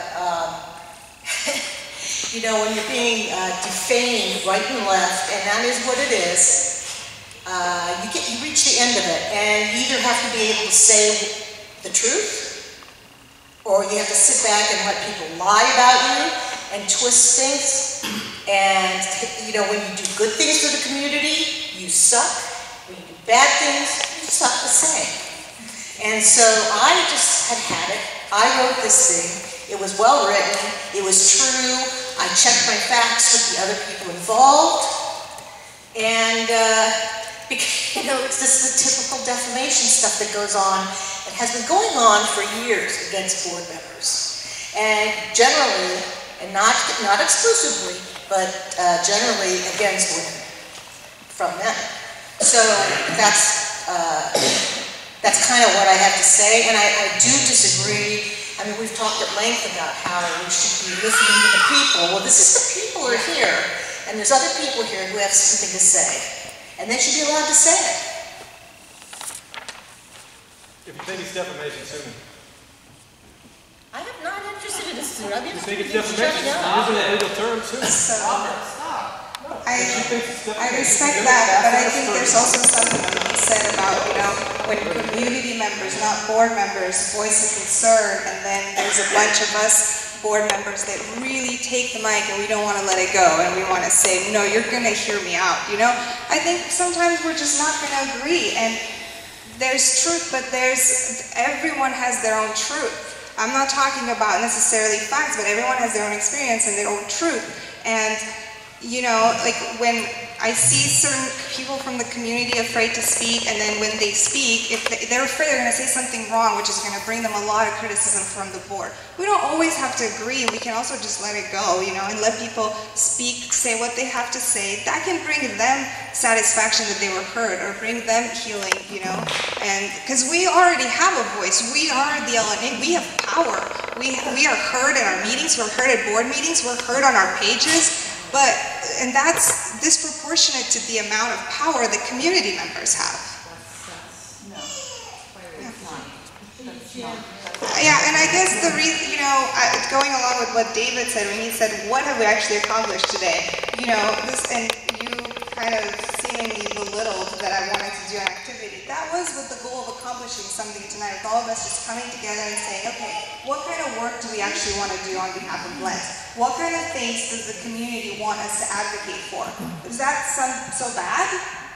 No, but I think as I mean, it's crushed now. We don't have time. It's the elephant in the room that needs to be cleared before anything And ever gets we have been, and I also want to say to the community that, you know, the board is also making a commitment to work on our issues internally, and, you know, we're going to mediation. We're going to also discuss our issues, because there might be something to be said about, you know, just having to fix it from the inside and having us be the one that set the standards.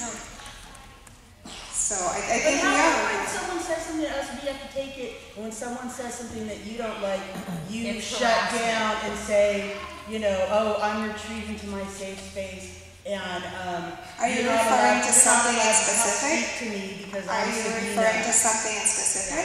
Yes, please say what you're referring to. Well, Joanne, for one. Yeah. So and also, you said that to a number of board members. When we brought up our concerns to you, you said, you know, oh, you're attacking me, and I'm not going to continue this discussion.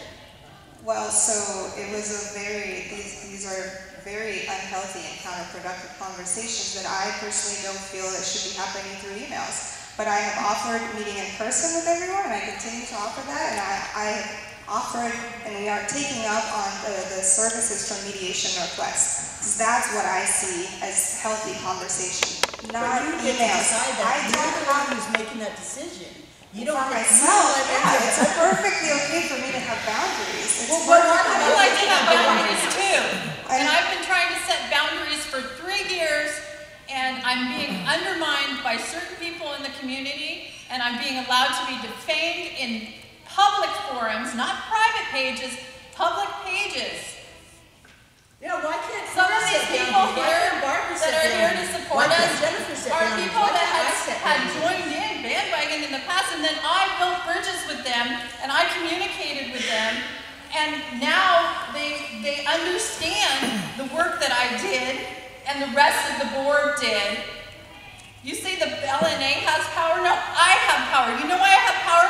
Because I've worked with the community, I've built up that respect for myself, and there's a small group of people, and similarly with other board members, Jennifer, Autumn, everybody, we've done good work in the community, and there's a small group of people that have a beef with that are dead set on trying to control the narrative about us and make it look like we've done nothing for this community because they don't want us to have power.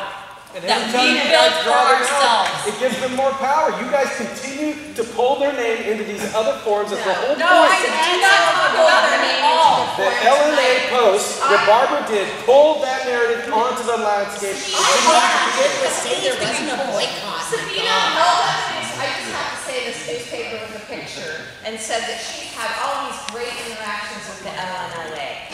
Just last week, this group was posting about what a failure our safety forum was.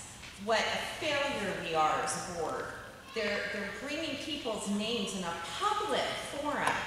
They're posting I would all, sue the hell out of somebody. It costs money to sue. Yes, but your valid concerns, you should sue And they had lies about the whole forum too. I mean, And then for you to validate that and not, you know, even acknowledge our concerns, maybe they're not bullying you. Maybe they're getting along great with you. But when you are being told that you're horrible and nobody comes to your events, and I mean, that is not community building. That's not a group that's trying to work together, Sabina. It's like, I don't know, I feel like you're on a different planet as far as that stuff. I mean, it's just bizarre that you're not seeing that. I mean, and fellow board members, I'm blown away. All I've ever tried to do was help the community. I did a livability committee, and I have some board member that I've talked to one time accusing me of all this crazy stuff via email, who I didn't respond to, but who kept at it over and over and over again and sent it to the city. And I did have to hire an attorney. I mean, this needs to be out. This is crazy. Yeah, there's a double standard. You get to retreat and you get to protect yourself, but the rest of us are hung out to dry. But you can threaten violence of another board member. You're going to smack I them in the face.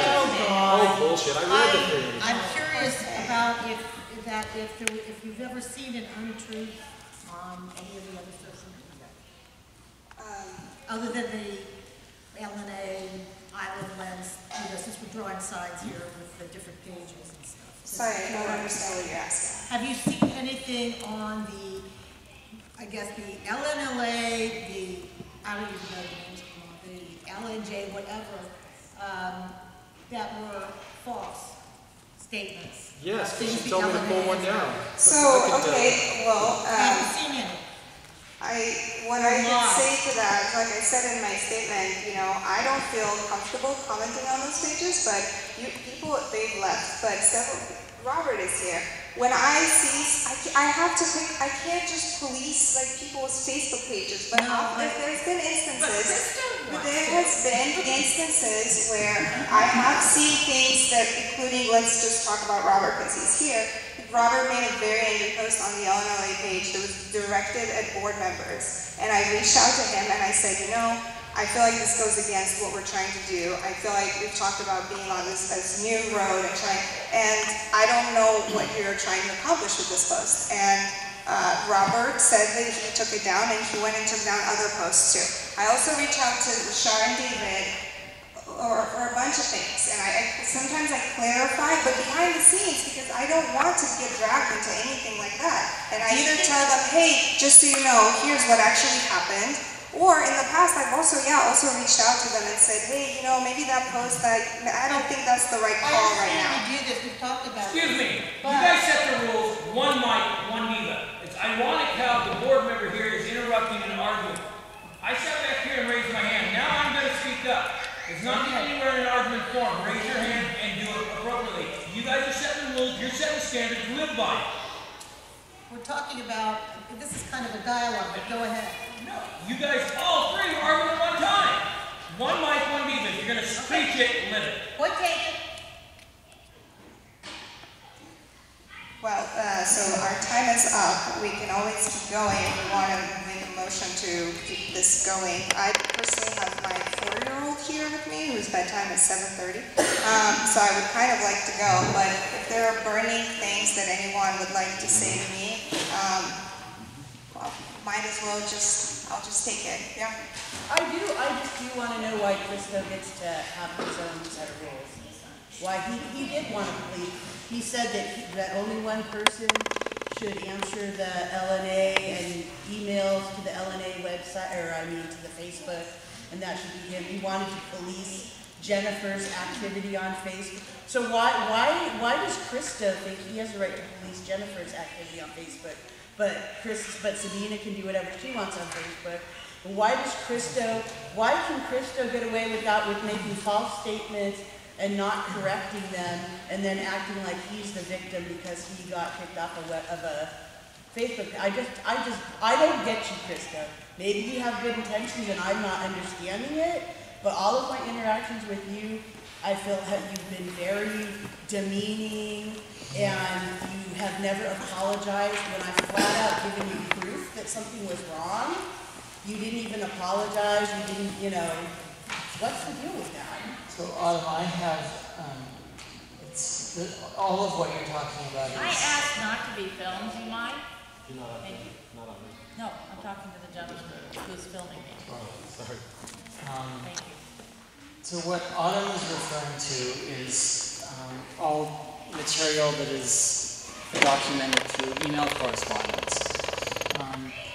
The Lents Neighborhood Association Board of Directors sit within our bylaws provision. The committees of the LNA are accountable to the board. There's a requirement that board members have oversight over the committees. In particular, the Livability Committee and the Livability Committee and Lents Reporter, which is now Lents Residence Reporter. The focus of that group, sure. Let me speak. Lents Residence Reporter is not affiliated with anything. We made Jennifer an admin because she has so much information that pertains to crime and in the neighborhood. Sure, I'll speak. My partner and I started that as a way to report crime without the issues, without the drama that we've seen on so many other pages. And we facilitate that, and we make sure there's no drama, because drama doesn't get you anywhere. Thank you. So I recognize that it's not affiliated. And make sure you keep saying that, because I don't appreciate people making that association. Sure. Let me say what my association is. My association was that Jennifer, as the chair of the Livability Committee, and as an administrator of the Lents Residence Reporter, is I personally felt that there was an association between the work that she was doing around homeless issues. In the messages that I sent, the emails that are documented, I said, first of all, I am very impressed with the work that you've done. That is you see one of your questions, Jennifer, about double standards, was you said, Krista, why did you give me a photo of hypodermic needles and ask me to report that through the city's reporting process? And then possible human rights violation. So I didn't accuse, my intention, I'd love, let me finish. You also sent an email to Autumn in some correspondence from a homeless man that I had no idea who this person is, bringing my name into the whole situation. So you obviously had some issue with me, Christo. That's how it played out. I don't know why. I don't know why you were fixated on me. Sure, I'd love to explain, Jennifer. You know, it's bizarre. I'd love to explain this issue since I'm seeing a lot of people. So the backstory, if you all want to hear this, is that a man was at a homeless camp at the library. It was a very cold night. He ended up with pneumonia in the hospital. He had a camp that was filled with, it was like, the camp was huge piles of garbage. It was in terrible condition, the situation. He wrote a post on the Lents Neighborhood Association Facebook site and said that he was upset with this. Autumn, you replied, and this was at the time that a Christmas poem, a sarcastic Christmas poem was written. Really a critique of the city's policy around homeless shelters. And there was apparently negative feedback that was coming from the Lents Neighborhood Association. In that public forum with that individual, Autumn, you said... It wasn't public, it was in the private messaging portion of the site, so no one could see it except for the administrators. Thank you, that's helpful. I've actually cosed my Facebook account and no longer have one, and I'm only briefly engaged. And that was posted on the LNA page. You should clarify that. So let me, sure. The poem is published on Lents Neighborhood Association, so people kept thinking it was on the Lents Neighborhood Association page. That's why this man was confused. So the man was saying... I talked to the guy. Yeah, exactly. So this man was confused. There was, Autumn said, hey, we're not if you're upset about things in the neighborhood, look to the LNLA. No, I did not. I said, that's not what I said. I said there are many Okay, let's honor one person speaking at a time. I'm not lying, I'm saying that's my memory, and feel free to correct me. I said there are many different groups in Lents. Don't get us confused. There are many different voices in Lents, and there are many different groups in Lents. And sometimes that the Lents Neighborhood Association has been confused with the LNLA. And you accused me of scapegoating them, which was not true. I didn't scapegoat them. I just said there are many different groups in Lents. I think I also mentioned there's I Love Lents. And then you brought Jennifer into it and said Jennifer is the one who's reporting it. Hold on, and wait. I sent you evidence that it wasn't Jennifer, that it was LNLA. What we're talking about is I did not appreciate your reference to LNLA with that individual, and I replied to you personally, Autumn, not in a public forum. Yeah, totally. No, you did. You did. You guys wanted an answer, let him talk. Let him talk. You want to hear him talk, let him talk. Go ahead. So this issue of conflict with you, Jennifer, comes from Autumn. I said, just as easily as the LNLA, which you're right, that was a posting on LNLA. And I said to you personally, or within the chat forum, that just as easily as that being a post that could have been on LNLA, it also could have been on Lents Residents Report. That is not what you said. And I posted the actual post. Maybe I'm not interested in Krista, the problem is Larry, the gentleman, was on that chat. So you're giving this information about me to this other person. Is it not true that that your group could have posted it? It's not true though, Krista. There's no reason That's what to. Lents Residents Reporter does, is it posts photos. But the fact is, you're giving information out to people in the community that are confused and trying to talk about, like, bring me into it. You didn't want the LNLA LA scapegoating, but it's perfectly fine to scapegoat the Lents residence page. So it is hypocritical, okay? And that's all there is to say about it. And maybe you could just, you know, and admit that it is hypocritical and that you have been awful about it. You have said horribly sexist things to me. Horribly. You have said Autumn's bitter emails rile you up, your victim narrative. I mean, yeah, it is. I strongly support the notion that there is a very strong victim narrative. Yeah, say that to all the women that have been harassed. Okay. We're all being really victimized, and I mean, actually, I'm not talking like gentleman friends that way. That's genuinely gender biased language. Yeah, it really is. So you guys are And in you a also strong told, position you that also the told support Amina network that of- she wasn't, you tried to police Amina when she wrote an email and told her that she was off topic, even though what the things she said were very much on topic and she was supporting her argument. But you thought that it was your place to police what she was allowed to say. So at this point, we've obviously derailed and we are breaking several of our code of conduct items. I want to just really take a moment to recognize everyone who's here tonight and who has come, for whatever reason you're here, you know, taking time out of your evening. I would like to thank everyone. I want to also thank Robert Schultz for filming and making this available to our community. And Andrew. Sorry, I didn't mean to exclude you. I'm just not used to seeing you here. That's fine. I also want to thank the lovely woman who has been babysitting our kids way past the time that she was supposed to. Thanks for the snacks. You're welcome. And something that I like to do at the end to wrap up is to go over the action items that were discussed tonight. So I'll turn that over to Lacey just to kind of wrap up and refresh our memory on what we might want to follow up on. Hi, yes, just some very brief action items. The committee reports will be posted online as a PDF so people can access them that way.